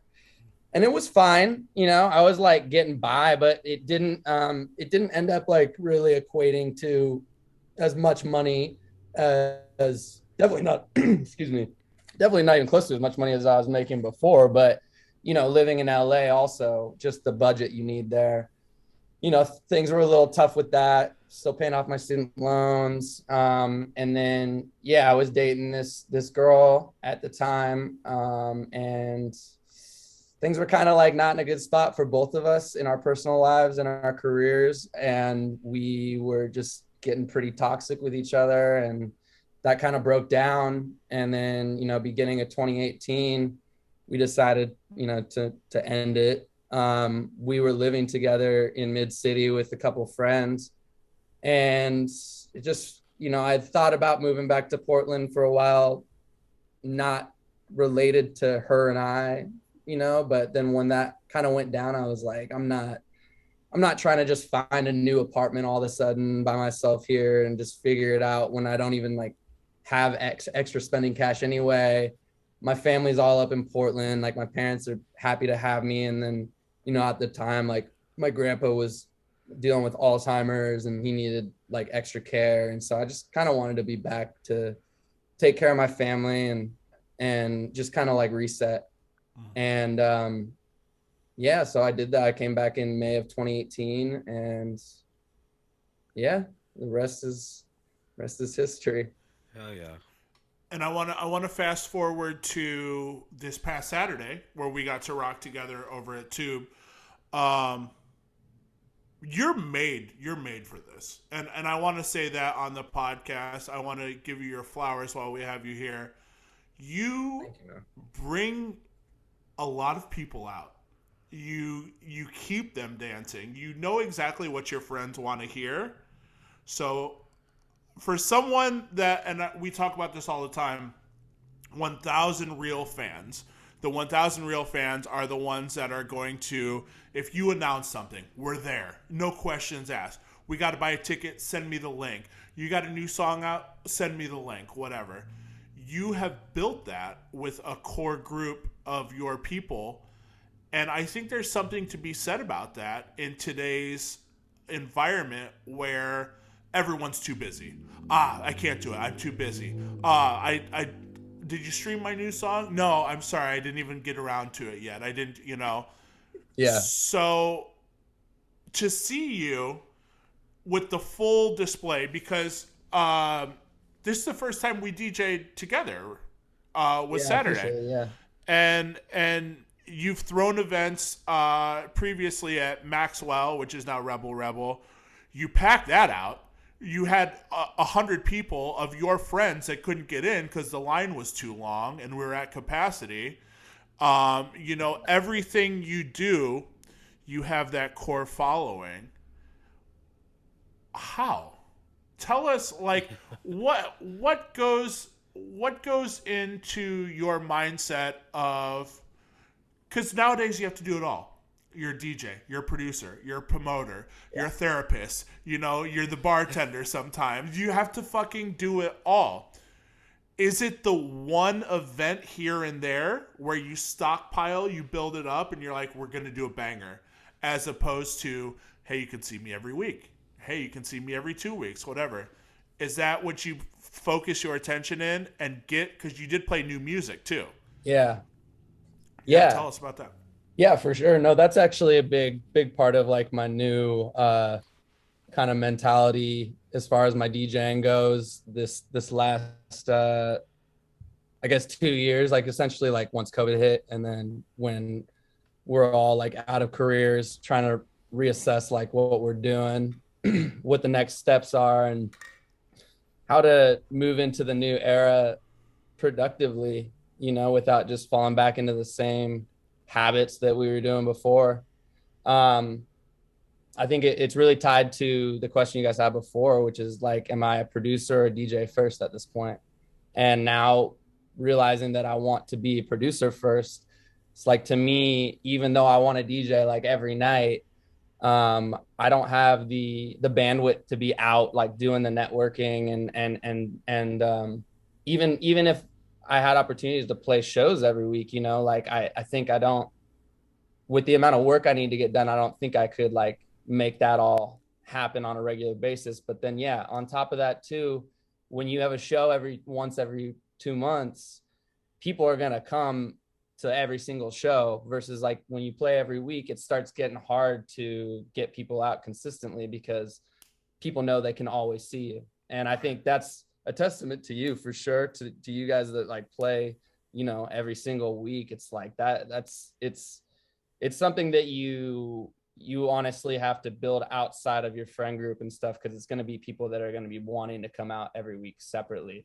For sure. As far as like promoting to my friends, I know that there's a certain bandwidth that they can handle. So it's been easier to promote shows when I'm not doing it as much. But it also just kind of makes it feel a little bit more special now. Yeah. And then, you know, it's just less of that promoter job too. And that was something I realized too, like, that's what we got to do as part of this, you know, this deal. But that's not what I like to do anymore. And I'm a social guy, but I'm not like promoter social. So it's always just been like one of those like eye roller things for me. Right. So and we're not getting any younger either, too, you know, and that's another thing people, too. So much harder to get people to come out now. Yeah. You know, people have their obligations and stuff. That's a very soulless aspect of the whole dichotomy of DJing. And Nick and I were talking about this last night. Sometimes it feels like an obligation to tell people you're playing, where it's like, please just put up with me on this one, guys. I know you just saw me, but I got to tell you about this great party that's going on tonight that you need to be at. And it's just like, you ramp it back up and just like turning the car over, you know, like turn the car on every time. And it's like, it's tough. You know, we're all in our 30s. Like, everyone has shit they got to do. You know, Nick threw a party last night. Asking someone to come out on a weeknight, you might as well ask them to walk on glass and hot fire. You know, like it's one of those things now, and I think it's not getting easier with the younger generation. I think less and less people. I feel like it's even tougher to break in as a DJ now than what it was 10 years ago. Yeah. Where it's like there's 90 million people, and I feel like these young cats would tell somebody, yo, I'm DJing tonight, or they'd tell 5 friends, and all 5 of those friends are like, oh, me too. Where are you playing at? And you're like, oh, fuck. Like, everyone's in this, you know, like. But, and it's also like these places don't want to budget for proper marketing anymore, right? Because now they want us to be the 360 contract, right? They want us to be the promoter. They want us to be the Whited and Kennedy also, you know? Yeah. And shit. The celebrity guest in there or whatever. Yeah, someone want us to pour drinks too. I mean, fuck. You know? So it's like. You have to do it all.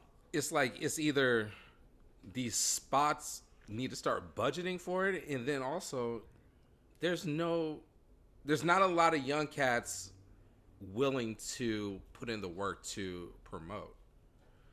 I remember back in the day, it was like you wake up and the next week there's a new promotion crew, right? You know, wanting to throw parties, and now it's like DJs have to throw the parties now, right? Well, and that could be directly linked to, you know, the internet and social media just essentially taking over everything. 'Cause I'm sure you guys can relate. Back when I was first starting, like, we were actually like we were paying, you know, $100 to print out like 2,000 paper flyers and like taking them around campus, and like you just like, we're not going to get anyone to your show unless you did like physical work in the real world to like let people know about it.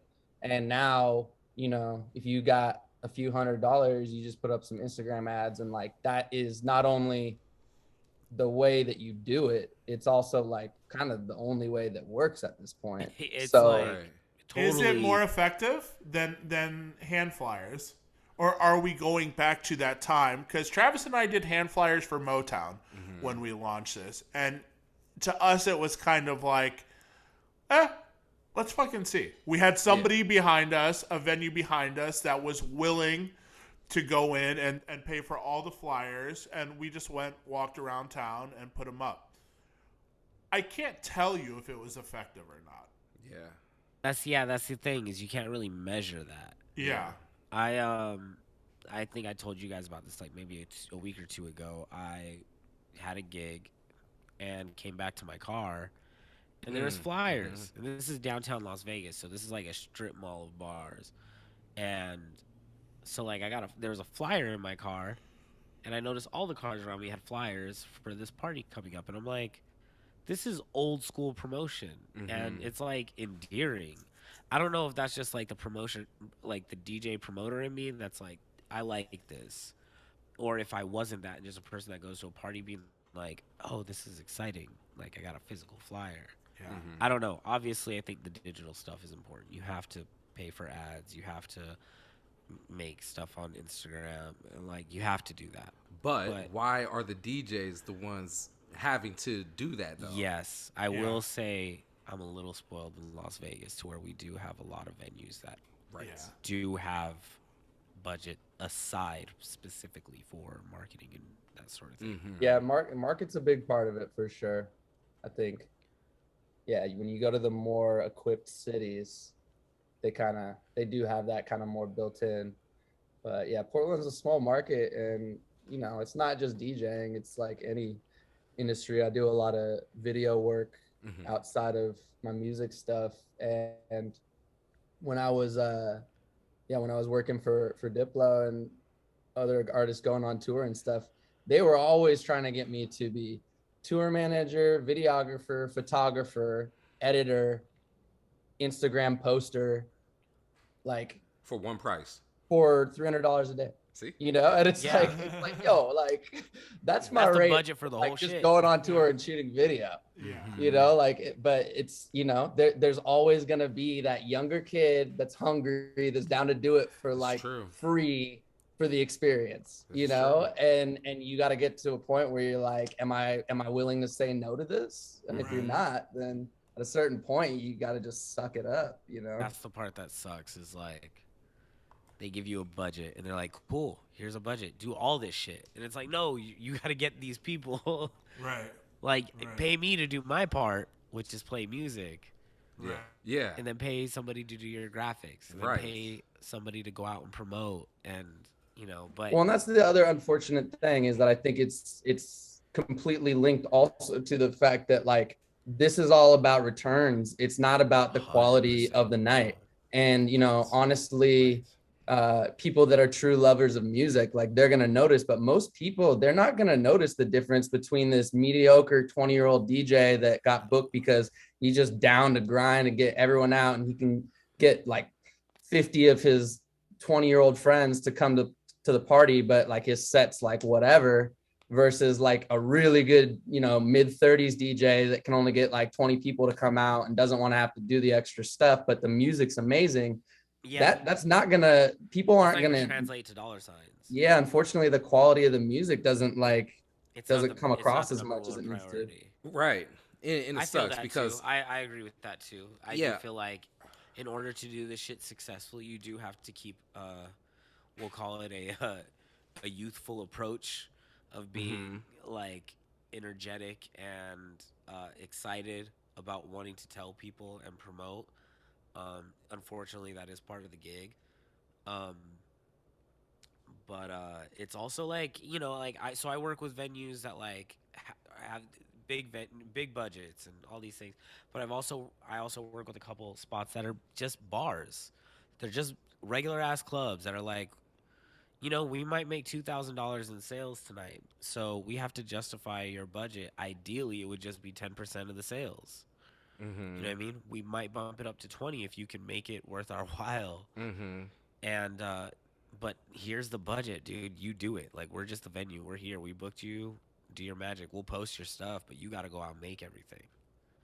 You know, so that I could deal with. Yeah, that I could deal with. That's very forthright. That's very upfront and telling you what their expectations are. You know, right? I do have a problem with it, with a night of, you know, they want you to DJ, you come in and the night doesn't pop off, but everybody looks at the DJ as it being there being the issue. Yeah, and that's not the case. That's crazy. If you were up with us, if you were, you know, forthright with us and upfront and told us what you expect from us, then it's a different story. It's the a different DJ story. can't be the only variable, especially if it's Right. like just a regular ass night where you're playing like top 40 open format and shit. Right. Everybody's playing the same shit, so like. And then it comes down. It really comes down to like people Colin coming knows out. exactly what I'm talking about and why I'm talking this way, because for some reason it comes down to us. Always comes down to the DJ, and it's not us. Oh well, so and so had it cracked and pop it in here, and you've had it cracking before, but tonight it's not cracking, and it's your fault. Right. Well, Like it could be the weather. That's exactly what it is, though, because if you're just a promoter and you're not actually a DJ and you're getting paid strictly to promote and the night doesn't go well, people aren't going to know that it's like your fault, you know? Yeah. They go for the music, and so it's the DJ is the easiest one to point the finger at. And then obviously, no matter how good of a set you have, there's only like 5 people on the dance floor. There's no way anyone's going to think you had like a cracking night, you know? So it's like it's in that way. Also, it kind of, I feel like, you know, for me personally, and probably for, you know, anyone that's in the position as the DJ, like it gives you that innate desire to want to promote well, because you want to pack the dance floor. So you're going to naturally want to put in that effort to like get your squad there, even though it's not technically part of your job, because it's going to make you look better in the long run. Exactly. So no, it's an interesting take. That's the first thing I told the owner on Sunday morning. You know, I was like, dude, Kyle brings it, you know, and it the bartenders see it, the staff sees it, everyone sees it, you know, and hats off to you, man. Thanks, man. I'm glad you feel that way, because I don't really feel that way. Oh no, I do very. I am very conscious of, you know, my core squad that always comes out and supports me, and I love them. They're like amazing, and a lot of them I met through my brothers, and so my brothers are a big part of you know, the community that I've been able to build up here since I've been moved back, and you know, it's really, I think, been just a testament to, like, you know, just be outside of music, just in general in life, just be a good friend, just be there for your people. And if you are, when you have stuff going on, like, they're gonna want to come out and support you, and it's not something you even need to ask them to do, you know. It's just that good karma. So yeah, I appreciate that core squad for sure. Absolutely. I do want to talk about this topic. Travis and I were talking about it earlier. Somebody tweeted about it even yesterday. Ladders and all sorts of climbing to get into the DJ booth. What the actual fuck? Like, what? Travis, all right. Travis told me today, we were considering taking a gig, and Travis told me today, the DJ booth has a ceiling so low you will have to crouch down the entire duration of your DJ set. Yeah, especially you. Yeah, in addition to climbing up a ladder, shimmying up a ladder to get into the booth. And Travis said on top of that, he had a stool in the DJ booth. He was sitting down, but would have to stand up every time that somebody came into the room so they could see that there's a DJ. Oh, no. And in addition to the way the room is set up, your computer will be blocking your face, so people will just see the computer and not you. This is all one gig. All of these variables. I have crazy mixed feelings about these sort of booths. Go on. In the early days, we'll say like as late as the 90s, the DJ wasn't the superstar. Right. He wasn't. It was the venue that was the superstar. You came for the venue and the music being played, but you didn't give a shit who was playing it. In fact, most of the times you wouldn't see the DJ. Yes. Correct. A lot of the clubs that are older in Vegas, still the ones that haven't been remodeled or branded, like XS, for example, is probably like the oldest still standing club in Las Vegas, even though they're still like the best club. Once you walk in down their steps, right to the left on that back wall, like hidden, is like a slit, like a window, and that's the original DJ booth. Yeah. Now, obviously, it's a big stage where where the club is now surrounding the DJ, but it used to not be like that. So these older spots still have their old school booths where the DJ's like in the cut. Right. But now fast forward it to today's day and age where the DJ we are looked upon as, again, the promoter too. Yeah, now you have a lot more responsibility and like. How are you supposed to see the promoter if he's tucked away? The promoter if he's tucked away in a fucking closet in the sky? That's what I'm saying. That's him up there. That's the man that brought everyone. The laptop, out. He's behind it. The guy up there. And hey, let me mind you, it's black in the booth, right? Completely dark. Completely dark. I'm also black.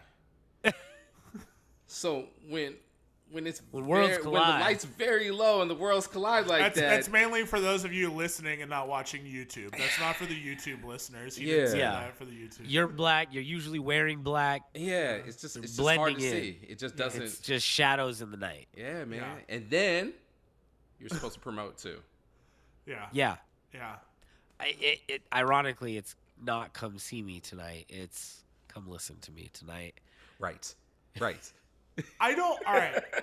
I'll throw this on top of that shit sandwich. I don't want to be seen per se, and I don't agree with the DJ being the focal point of the club. As you guys, I'm sure, right. We've been doing this for long enough where you're like, hey, you should be dancing and drinking and having a good time, not fucking staring at me. Or looking where you can show your phone for a song request or anything. You don't need to see me. True. If it was in a box where I could see out and you can't see me. True. Best case scenario. True. We tell you this is who's up there. If you want to follow them on social media, feel free. But you're not going to be able to interact with them tonight. They may say something on the mic. Hey, how's everyone doing? Whatever. Great. I don't necessarily want to be the focal point, the star of the show. STK in Chicago. You walk in, and right behind the host stand is the DJ booth. The first person you see is the host and the DJ together. I hated that because also you had to get dressed up. You had to wear like a button-up shirt, blah, blah, blah. It's like a whole thing. Yeah. I don't need to be the Mona Lisa. Right. I just want to be comfortable. Right. I want to be able to obviously be able to stretch out, to stand up straight. Move your head a little bit. I don't want to. You want to be able to headbang. You want to dance if you want to dance. I don't want to do this American Gladiators kind of thing to get to the DJ booth. I don't need that. I'm 34. I'm going to be 35 this year. Enough of that. Have you guys? You guys played at Artifice with us downtown. Yes. Or in the Arts District. Yeah. So I don't know if you noticed, but it is a 2-story building. Did not know that. If you look at the stage, there's a window up top. Okay. And that's where the office is. Uh-huh. But there used to be, and there still might be, is a little cubby where the DJ used to be up there back in the day. Yeah. So you'd have to go upstairs and crawl under this little wall to get to the DJ room. None of that. But which I'm okay with. I'm okay not interacting with people. Crawl under the wall? It's like a half wall. No. And you have to like step under it. And see, I'm okay with that. But when you're doing an event and this event is highlighting you. Yeah. And I should at least be seen. Hang on, let me go get him. And he crawl under the wall like a fucking mouse. Man, that's happened to me. It's happened to me multiple times. Hey, hang on, let me get him. Hey, yo, Jupiter. And then I come down the fucking ladder. Yo. She's your queen. That's exactly. Just in slow motion, too. Rose petals and everything. Let's go. You can't look cool coming down a ladder either. No. There's you can't no do it way gracefully. to come in down a to pitch a ladder. black nightclub. Nah, my ass is all up in the air and shit. Nah, fuck that. You're trying to be careful not to fall down. Damn, look at this old giraffe ass up there. Man. Asking for a hand on the way. Hey, let me get your hand real quick. All this for a hello. Right. And then you got to get your ass back up there to change songs real quick. Yeah. Yep. Oh, hang on. I'll be right back. Up and Yep. down the ladder all night like a fireman. Yeah. Yeah. None Yeah, of that. I agree with all you guys, but I think for me it's kind of that middle ground, like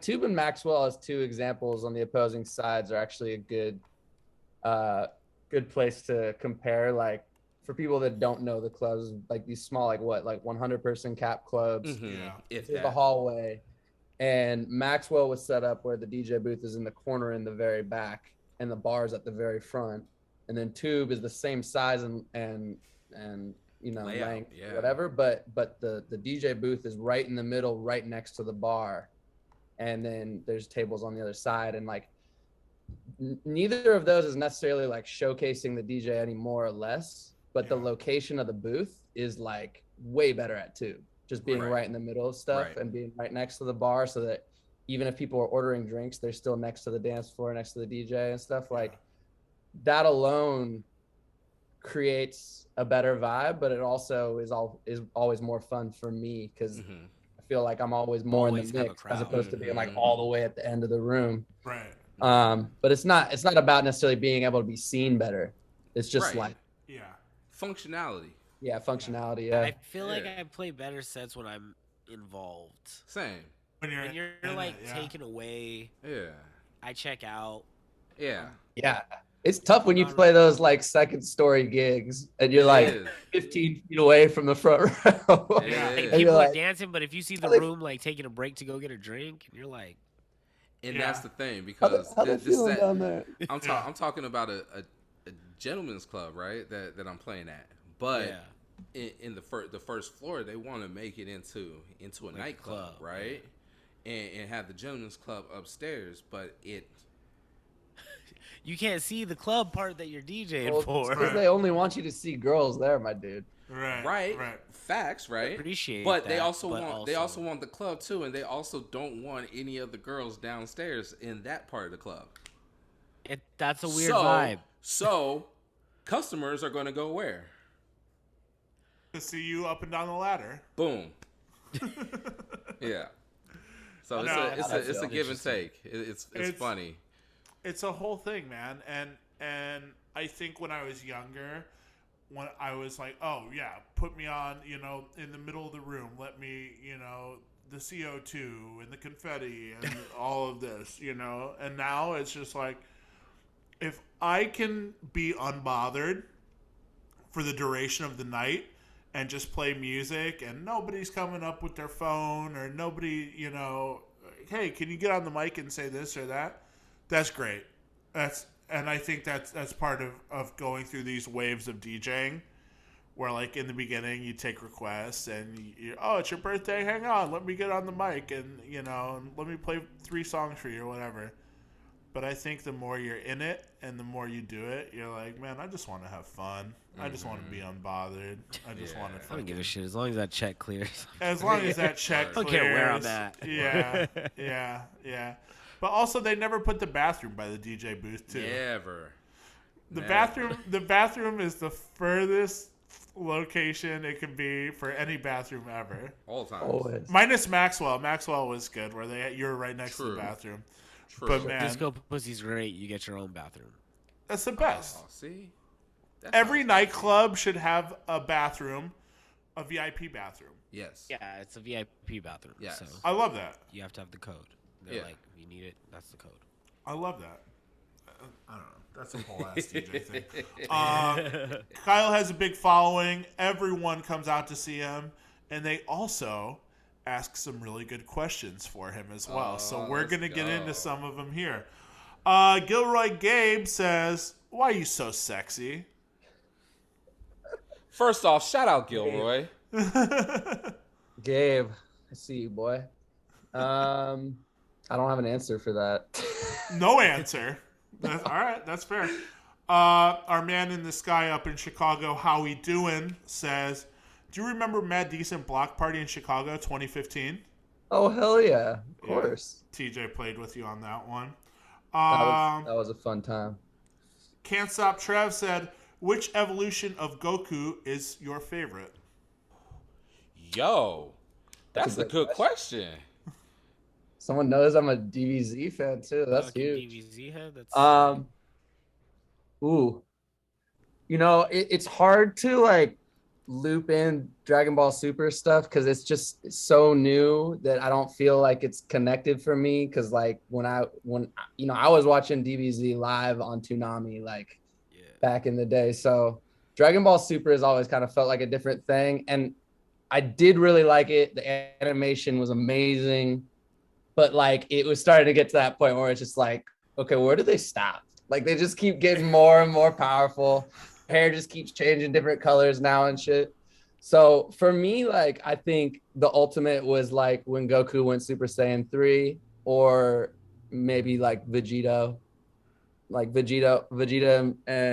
Goku doing the fusion and going Super Saiyan on Buu. Probably those two, but yeah, I Super Saiyan 3 Goku's pretty fucking badass. Like he doesn't even have eyebrows. It's crazy. Yeah, right. Yeah. He just loses his eyebrows, but he gets like 3 feet of hair in the back. Yeah, no, I'm gonna second you on that one. God. These gentlemen have a couple questions of their own that we like to ask around. Speaking here. of Dragon Ball Z, so we are building our DJ biopic.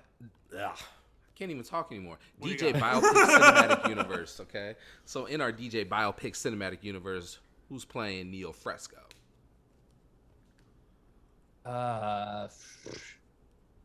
Maybe Keanu Reeves. Oh, let's go. Oh yeah. Because I mean, he was the original Neo, and I'm not gonna fake like I didn't get part of the inspiration for my name from one of my favorite movies of all time. This is true. There we go. I like it. I picture someone asking that question, why are you so sexy, to Keanu Reeves, and he goes, I don't have an answer for that. Also, side note, Jada Pinkett Smith was also in that movie, and Will Smith was supposed to be Neo, so let's go. Sick. True. That's true. We got to talk about them in a minute. Oh, boy. Nico. Okay, so I have 2 questions for you. Gogeta or Vegito? Ooh, good one. I mean, Vegito was way more powerful than Gogeta, I'm pretty sure, because the earrings. Right? The earrings were powerful than the fusion dance. Yeah, like their original fusion without the earrings just like does like for some reason it makes it so they're not as powerful. So I like the drip though. Mm-hmm. They're more powerful, but for a smaller amount of time. Wasn't that the thing? Yeah, the reverse drip was fresh. Like you could stay fused as long as you wanted, just until you took the earring off. Yeah. But the fusion dance was, I think, 3 hours or something, or 2 hours or something like that. Yeah. Yeah. No, Vegito. I mean, I remember that episode. The Buu Saga was actually my favorite. Buu Saga's fire. I love Kid Buu. It's like Kid Buu's sick. I love the Cell Saga because I love Perfect Cell. Cell was dope. And that was the last time Gohan was ever cool. Right? They kind of made him cool again in Super, but they made him cool again in Super. I think Sandman just fucked me up. Yeah. But yeah, I totally like after Cell, I was like, oh, it's Gohan's world now. It's Gohan time. And then it was like, nah. It's hella not. They brought Goku back. I'm excited for the new movie because this is supposed to be like Gohan movie. It's supposed to be him. I do think it's pretty badass how in Super though he gets to a point where he's finally like, nah, Dad, like you guys go Super Saiyan, like I don't need to do that shit. And he's like able to like still get like almost to their power level without even going Super Saiyan. Yeah, he's like I'm just staying here on merit. I like that they did that. I like that they even kept that like they even went there with the writing because that's what Dragon Ball is level ups. Yeah. Like you said, like how much like super ego with Vegeta is crazy. That's like not even super, and then like Ultra Instinct, Super Saiyan God is crazy. Like these names are even hard to keep up with because the level up. So I like the idea that Gohan's like, I'm not even doing the first level up. I'm staying neutral and just kicking ass this way. Yeah, Gohan's just like, yo, I just like my black hair, Dad. It's just fresh. Man. I don't want to switch it up. I really am stoked to see this new movie. I really hope it's good. The animation looks amazing. It just keeps getting better and Dragon Ball is definitely one of my favorite animes. I can go on forever about anime, but it's but I'll also say it's like my most harshly critiqued anime because there's not much for story as much as it's just like this bad guy is strong and we have to level up. That's all it ever is. Comedy with some nice action. Yeah. Sliced in between. On another note, I am really having a good time with setting my friends up with fast food endorsement deals. So, Kyle, today is your lucky day. You get to get set up with any fast food establishment of your choosing, and we get to do your meal wherever, a la Bad Bunny, BTS, Saweetie. What are we doing? Where are we going? And what is the meal? And I need all of it. I need substitutions, side orders, and a drink.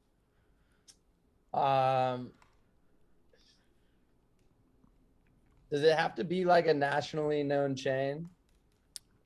Or it could be regional. It could be regional, but it has to be fast food. Yeah, because then we accept Whataburger. Like, Whataburger's good. In-N-Out's good.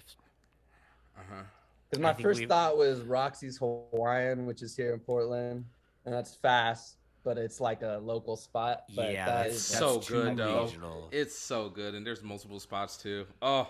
But for the sake of saying something that people know, I would say like a Shake Shack popped into my head because I love Shake Shack, but I think I might have to go with Jersey Mike's. Okay. Oh, that's a first. Okay, this is a first. I hit Jersey Mike's all the time. They always hit the spot.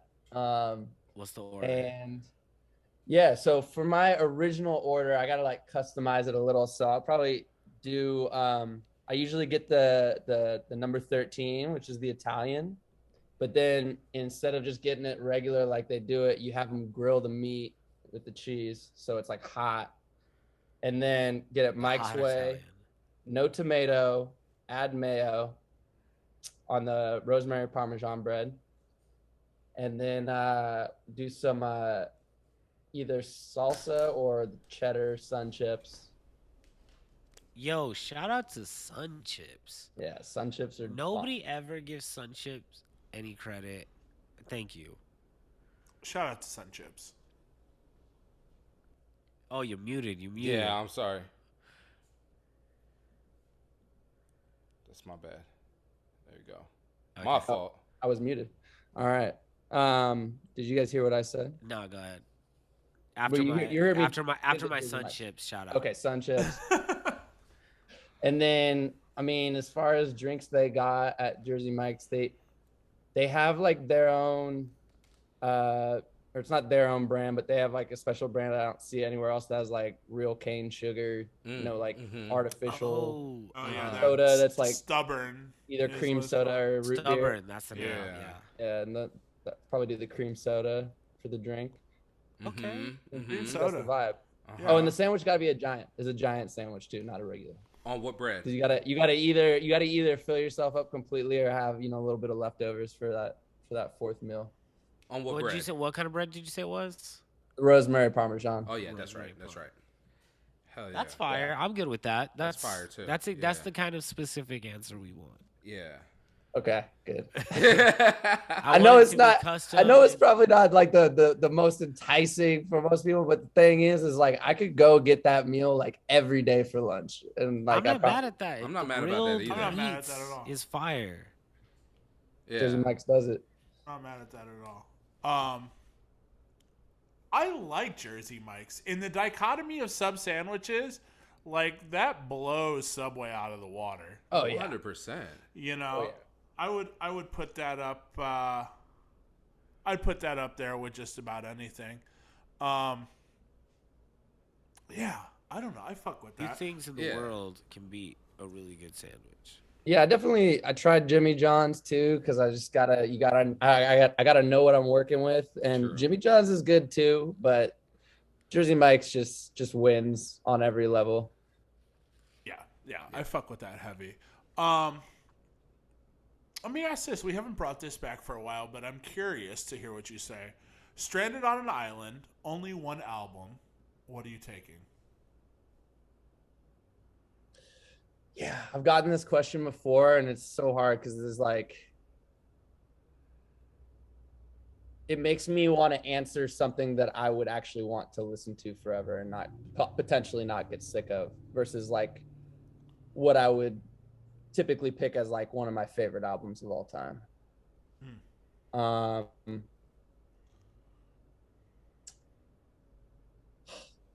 Really hard, man. I think that's normal. My answer is actually my second favorite artist.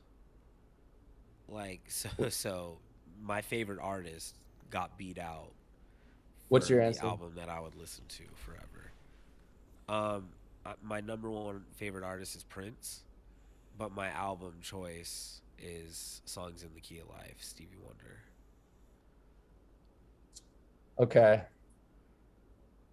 Yeah, I mean, like probably maybe my favorite album of all time is Damn. Kendrick, yeah. But I don't think I'd want to pick Damn as the album to just listen to for the rest of my life.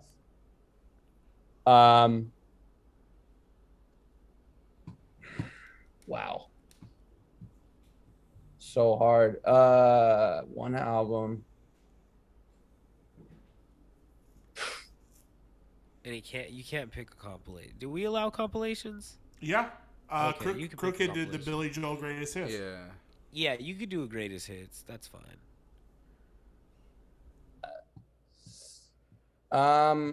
But I know as a producer you wouldn't do that.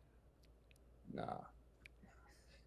You know, I know that you appreciate a full body. No easy ways out. I know you will. I know you would never do that. I don't feel prepared. I feel like I'm gonna regret whatever I pick at this point because I'm gonna think of something as soon as we get off this meeting. But 100%. things that are coming to mind right now for me are like Solace by Rufus Du Sol, which is not their latest, but the album before that. That's the one that they did Joshua Tree, right? Yeah. Yeah. Or maybe featuring Ty Dolla $ign. Woo! Okay. Vibes. Ty Dolla $ign featuring Ty Dolla $ign? Vibes. I don't know, man. I mean, that seems kind of out of pocket, but like, there's a lot of tracks. Oh no, not at all. All good. No. I love Ty Dolla $ign. It hits every emotion. It does. I'm a Ty stan, man. I was gonna say I think we've had a conversation about Ty and just been like, he's mad underrated. Like he's appreciated, but I don't think Ty's great. He's the best singer in the game. Best male singer in the game. He's really not as appreciated as I think he should be. I don't think he is either. He's like there's no one even close to like in his league. He's a writer too, isn't he? Yeah. Like when he first came out, I was like, oh, this is the new Nate Dogg. And then Nate Dogg died. 100%. And now he like literally is like, but he's so much more than Nate Dogg now too. Like much more than that. Yeah. He's so much more. He already is. Like he's not just. That's why I also love that the album's called featuring Ty Dolla $ign. Right. Yeah. Well, I'm not mad at that. I was so disappointed with that album though, man. Really? I felt like that album did was we do Nate Dogg? We talked about Nate Dogg versus Ty Dolla $ign. And Ty Dolla $ign, yeah. This album. I haven't listened to it. Listen, let me just put it this way. There's been multiple other hip hop podcasts that have came out and said, yo, we were in the studio, we heard stuff from Ty Dolla $ign, and that stuff is not on this album. The stuff that we heard is fire. Huh. Wow. Probably saving it. Yeah. Oh. No, I already kind of regret that, but the other ones I just thought of are Justice Cross, and then maybe Life of Pablo. Oh, yeah. Dope. Yeah. Your picks are all very contemporary. I told you, man, my shit's all over the place. I fuck with that. Yeah. Very often people pick classics, like albums older than they are. Myself included. Man. So it's cool to see somebody be like an album that came out in the last 10 years. Right. Yeah. Because nobody gives Man in the Woods enough love. Shut the fuck! I thought we were done. No, we're never done with that. The thing is it's refreshing to know that people are still making classics in an era of everyone just putting out whatever is finished. Here it is. Yeah. No quality control. Blah blah blah. Yeah. These are contemporary albums, but they are. Damn, it's a classic. Damn, it's a classic. Easily. Life of Pablo is a classic. Point blank period. Life of Pablo is Kanye's last best album. Yeah, it'll go down as a classic. 100%. He has not made an album better than that since. I don't think. What albums did he make after that? Bipolar, Kids See Ghosts, Donda 2. King. Yeah, Jesus King. Jesus King, right. Yeah. Life of Pablo was also like the best live show of all time. Like that, him doing. With just the stage floating? Dude, that was the craziest live show I've ever seen by far. Like it was nuts. No one's ever done anything like. Travis tried to do stuff like that, but. Where were you sitting for that show? I was not in the pit. I was like on the, I don't know, the side. So this goes back to a question that we've had on this podcast. So what was the question? Would you stand in the pit? Would you be in the pit? Yeah. For that show specifically? Yeah, would you? Yeah, I wasn't really. Would you have been in the pit though? Out on that, yeah. I mean, if I was like, I don't know why anyone would want to stand directly underneath the floor thing. Right. That's what we were saying. I would definitely stand outside. I just don't want to be craning my neck up the whole time. Was the floor see-through? No, I don't think so. No. It wasn't see-through? Imagine being under the fucking concert for most of it. Yeah. I'd also just be like not trusting that thing's gonna stay up. I'd be scared. It looks like it's moving around and shit. But also, I was at the first one, and people didn't know that's what it was. Oh. So it just said GA, and you show up, and then the stage elevated and came out, and people were like, "I don't see a stage." And wait a minute, the stage was already on the ground. Yeah, because he has to walk onto the platform. Gotcha. And then it elevates. And so there's like this droning sound, like woo, the whole like an hour before. He held the door for 2 hours. The show started 3 hours late. This was in Indianapolis. He did Father Stretch, fucked it up. He goes, "We're gonna keep doing it again until we get it right." Did it 5, 6, 7, 8 times maybe. And didn't lose the crowd at all. I'm in a skybox in Indianapolis with Oreo Jones was there, Stamps was there. Shout out. Open bar. I was obliterated, like beyond, and had to DJ the after party. I remember hearing a lot of songs that I've never heard Kanye play, and getting progressively more and more and more and more drunk. And when I came to, I was DJing at the after party. Oh God! And I sobered up, and I was already DJing the after party. Oh my God! I have a question for the group. Colin's Kanye night is Moon Night on Disney Plus. Yes. All right. Right? Yes. Has it started? Yeah, it's just started. Oh fuck yeah. Okay. Here we go. And I'm gonna ask it, and it's not rhetorical. I really want to know everybody's opinions, because you probably already know mine. Do you feel like Kanye West has done more whack shit than dope shit? That's a good question.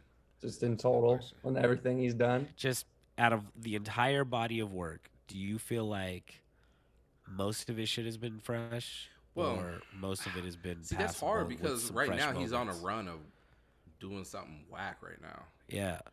But like overall, it's tough because if you asked me before, if you asked me before he like became on his whole like born again Christian tip and started doing Sunday service stuff, it would definitely. A lot of shit has come out since then, though. But he's put out a lot of whack shit, music and just moments and words that he said. Now when you say whack, are you talking about music or are you talking about moments? Yeah, let's just fuck the extra shit. Okay. Even though it really should be part of the conversation, like we should include the fact that he thought slavery was a choice and all the other whack shit he's done, but we'll just keep it about music. Right. I would still say no because he just has so many. Yeah. He has so many hits, and honestly, everything up to Pablo, pretty much like very few bad songs. Like every single song on every album is. And there's still a machine behind Kanye. Yes. So I don't It's necessarily think him. that the machine. If it was mostly whack, it's not just his fault. Right. It's the machine. Right. So I don't think the machine is necessarily going to have a full body of whack shit come out. Yeah. I mean, I'm saying the ratio between the good shit and whack shit is going to be, like 8-1, right? For every 8 shit that he does, he's going to do something whack. Yeah. It's also tough too because it's like, as knowing Kanye is a producer and a vocal artist, it's like a lot of this new stuff on Donda and Donda 2, it's like the ideas are dope, but he doesn't finish the fucking song. He doesn't finish the fucking song. That's what we get. Yeah. Or it's like, I don't know. He did your thing where he was like, work on it for an hour. Yep. And then we'll come back to it. Except he put it out. And so then it's like, do you call that whack shit? Because it's like, it's not necessarily whack, but it's just like, bro, like unfinished. It's not finished. Yeah, that's an unfair assessment. I feel that, but like, yeah, I would call that whack shit because he put it out. If you're putting it out, that's finished. Yeah. Yeah. It's a good idea, and it could have been some dope shit, but it ain't. Yeah. I mean, you guys all saw Genius, right? Yeah. Mm-hmm. Yeah. So like, I don't know how, like, let me know how you guys feel, but like after watching specifically the third episode, I think it just became really clear to me that he's just mentally decaying, as time goes on. I think he's always had this bipolar thing, but then like, just naturally humans, when you age, you're already conditions that you have always, get worse. Yeah. But then I think just from conceptualizing like those lost years between, episode 2 and then when what's his name? Coochie? Cootie. Mm-hmm.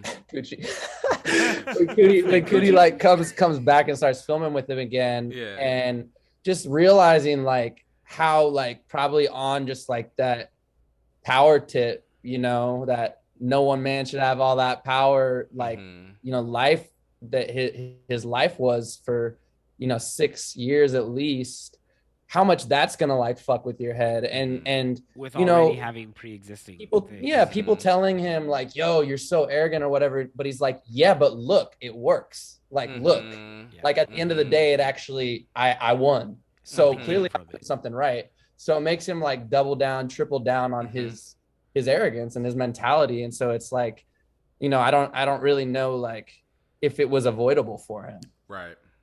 Yeah.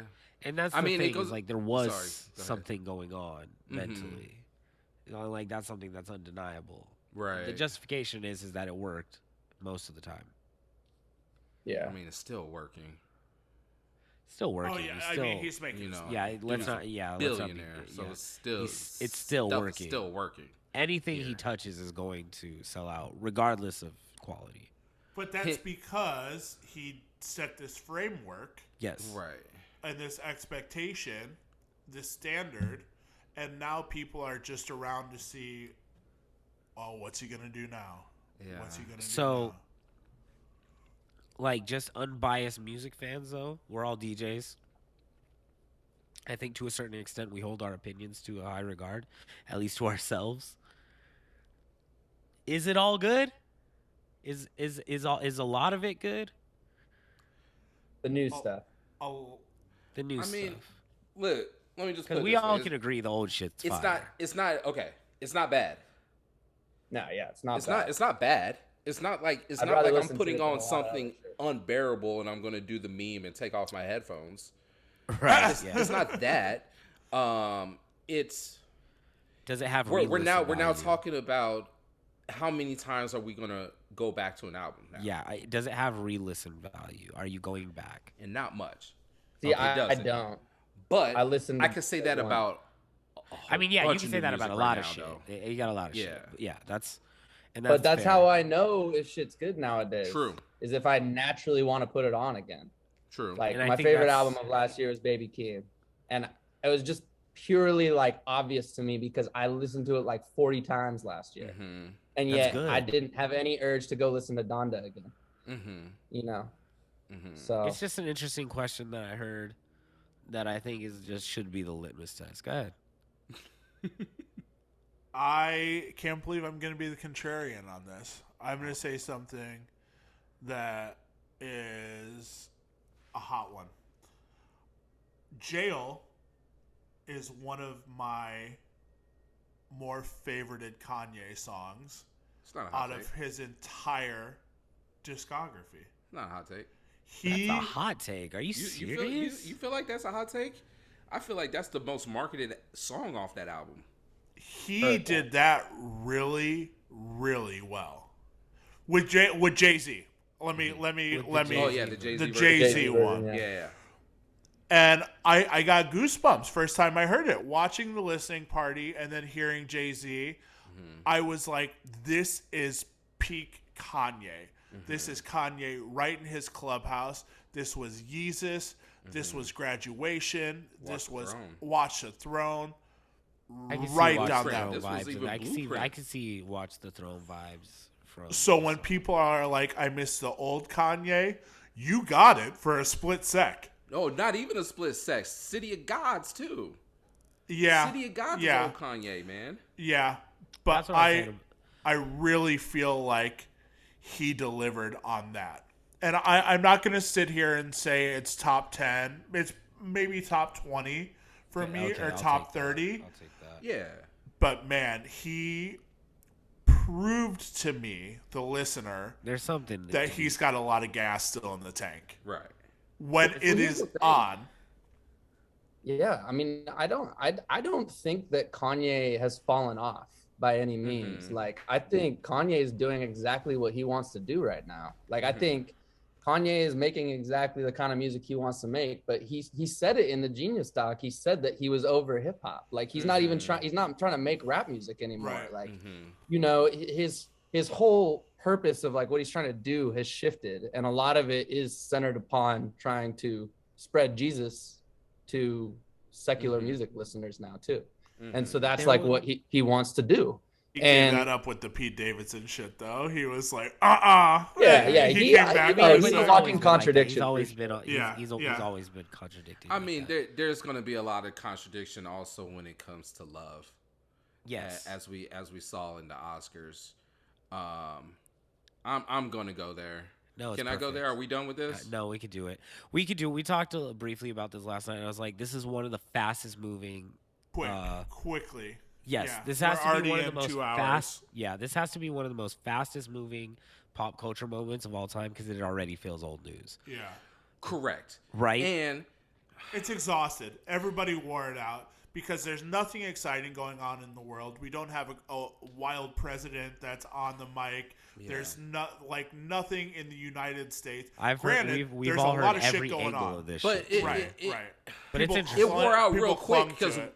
I felt like it also wore out real quick because Will won. Okay, and that's fine. I will. I now at this point I've heard so many and read so many like think pieces Yeah. and long thought That's out the reason tweets. why I wanted to do this a couple days ago. Yeah, I know. I get it. will add to this. The Academy did make a statement today that said Will refuse to leave. Bullshit. You know how many security guards there is at that function? If they wanted Will to leave, they would have had him leave. He refused to leave. The problem was that they knew that Will was gonna win, and they put him front row. That's the issue. They had to. They made. Have you seen that movie yet? I haven't seen it yet. I know The it's movie is good. amazing. It's amazing. I was wanted- crying I like a little genuinely bitch. wanted to see It was that one. amazing. They also said that the voting is going to be underway. The next board meeting scheduled for April 18th for the Academy to take disciplinary action where they could revoke his. You'll revoke his Oscar for that. I don't think they'll full blown They're not gonna- revoke his So Oscar, either. but I think they'll just also suspend him from. I the think race. that'd be great publicity for them. I think that would get people excited about the Oscars. It's like WWE at this point. Yes. Someone got slapped. This is all theater at this point. And This is that's two what I was gonna actors say. doing really good Yes. acting. Yeah, and that's what I was gonna say. Is at the end of the day, regardless if you think Will was in the right, he if you was think wrong. Chris Rock was tripping, there's layers to this shit. Too many layers.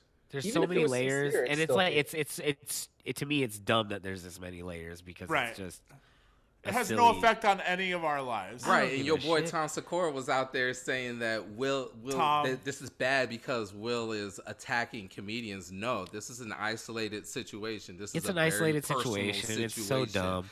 I guarantee you this is one of the situations where they were backstage and Chris says something along the lines of, "Okay, you old Michael Jordan head looking." Yeah, and Will was like, Will backstage, and I've said this to you, Colin, before. I've said this to you, Neek, before too.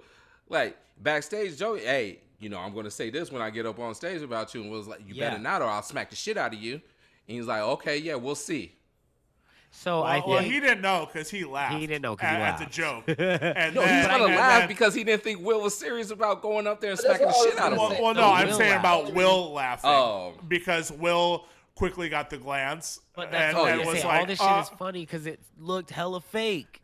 But I just don't think this shit would have happened though if Chris Rock wasn't probably friends. Like Will and Chris are probably friends, That's what I'm saying. And so like he wouldn't just go up and slap a random comedian. Yeah, they have history. This has nothing to do with Chris being a comedian. This has nothing to do with if somebody else was out there, would Will do that? No, because that somebody else is not Chris Rock. Like I would go up and slap my friend if my friend said some shit, but I wouldn't go up and slap a stranger. Thank you. But if my homie's on stage and says that totally makes sense. That actually makes sense. Let me interject on this. We've all been in that position where, as the boyfriend, we've laughed at something and then immediately looked at our partner and go, "Oh, we fucked up." Yeah, I was gonna ask. Where you're like laughing and having a good time, you're like, "Oh, party time's over." Like that. Yeah, 100%. Like that shit.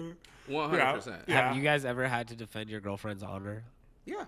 Yeah. Oh yeah. Like, have you ever had to beat someone up or slap the shit out of I told my girl straight someone? up, if somebody was making a joke about you, somebody that we both knew was making a joke about you and about your shortcomings, I'm slapping the shit out of them. Slapping the shit out of them. Slapping the taste out of them. Trav, when's the last time you had to slap someone? But have you actually had to like been in a situation where you've actually had to like like discipline someone? Yeah, it was a few years ago. Somebody said something about we all know Winston. Somebody said something about Winston, alluding along the lines of Winston's over there using his white voice to get his point across. And I'm like, I looked over and I'm like, fam, you don't know where Winston's from. You don't know what Winston has to do to get his point across. And how are you coming up? And then that boiled into something, and I had to slap the shit out of him. Shit. Okay. Slap him in the one fucking slap? mouth. One slap? Yeah, I slapped him just like Will Smith did to Chris. I swear to God. Did he Slap apologize? him in the fucking mouth. Did he apologize? You hold it. Nah, he didn't apologize. He Did was you did you follow through and hold? I followed through. I didn't hold though. Hey, you notice Will kept his left hand up though. He kept his left hand up to block any counter. He said, "Huh." Yeah, he did. Yeah. He was ready for full combat. He did. But people could get it.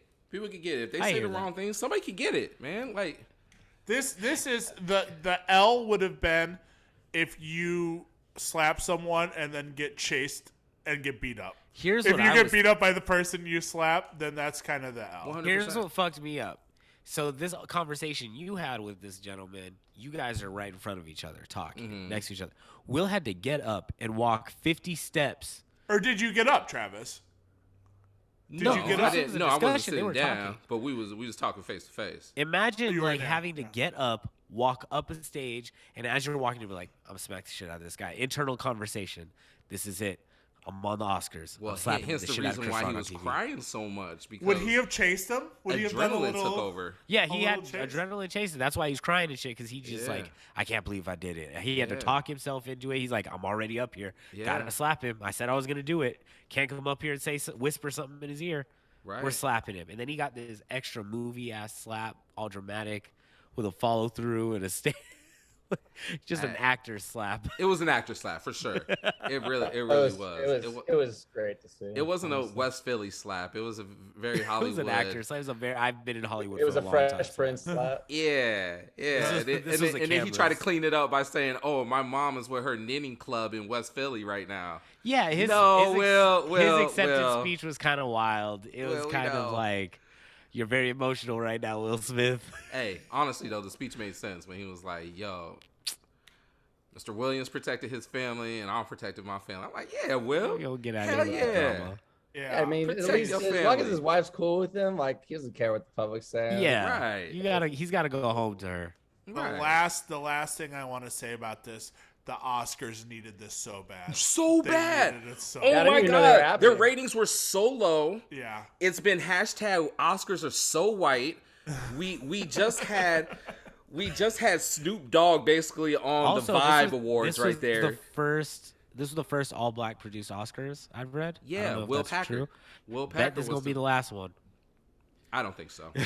They needed this. It's a joke. They needed this. It's a joke.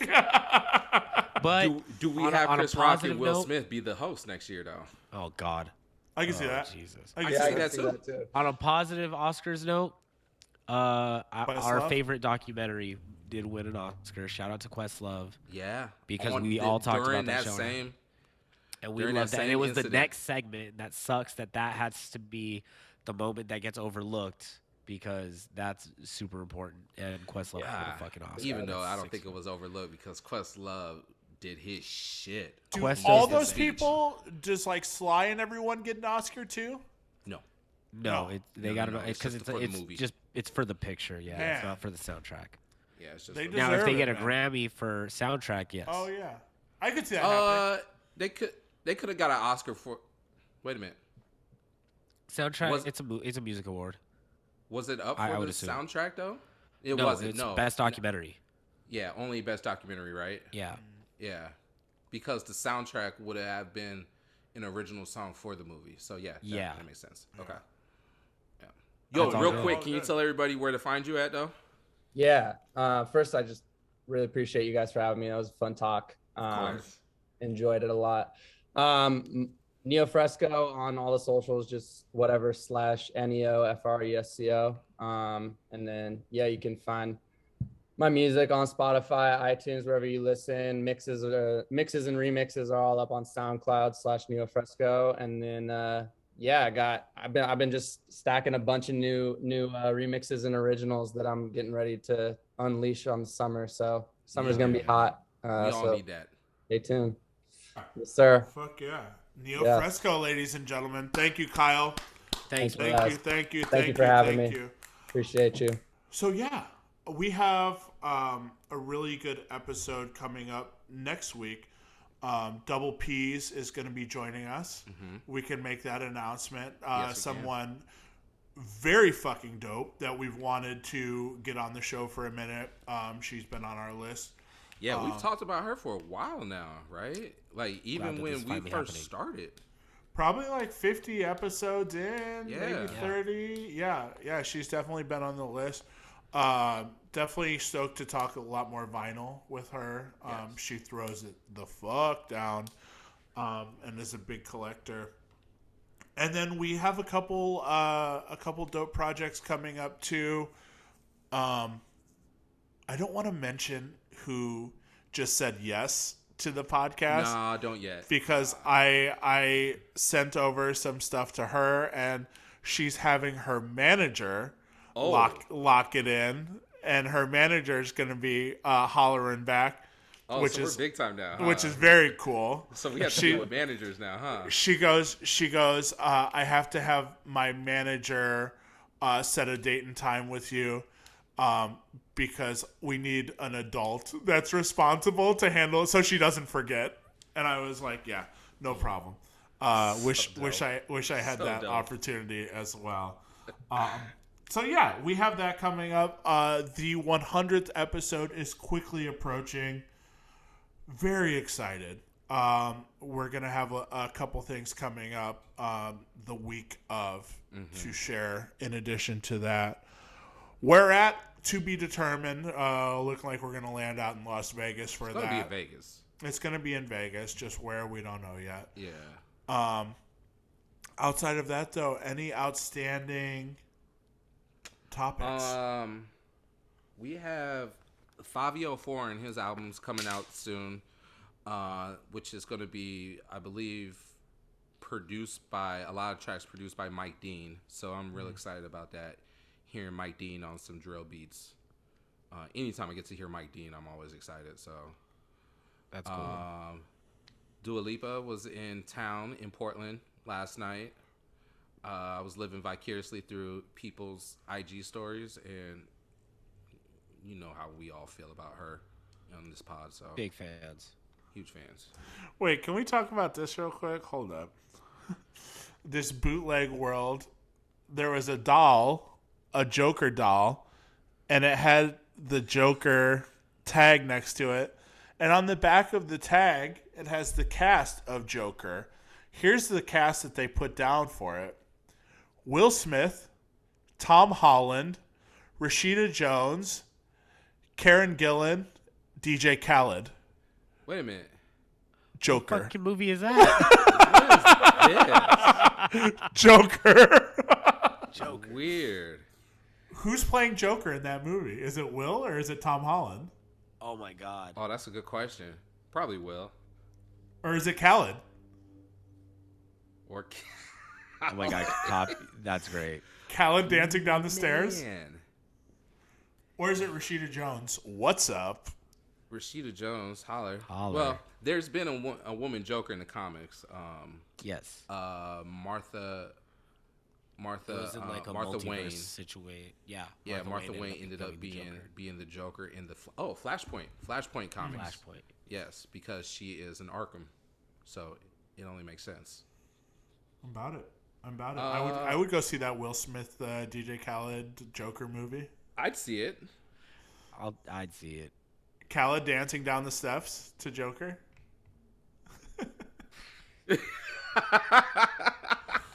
We have to wrap this up. And we have to wrap this up. Yeah. This is going on 3 hours. Yeah. Yeah. As long as there's no outstanding orders of operation here, we will wrap it up this week. Moon Knight, Disney Plus. Moon Knight. Yes. Oh, last question, or last thing I want to add. Last question. Experience. I let a baby bird nest in my hair for 84 days. The hell? Goodbye. Bye. That's it. See y'all next week.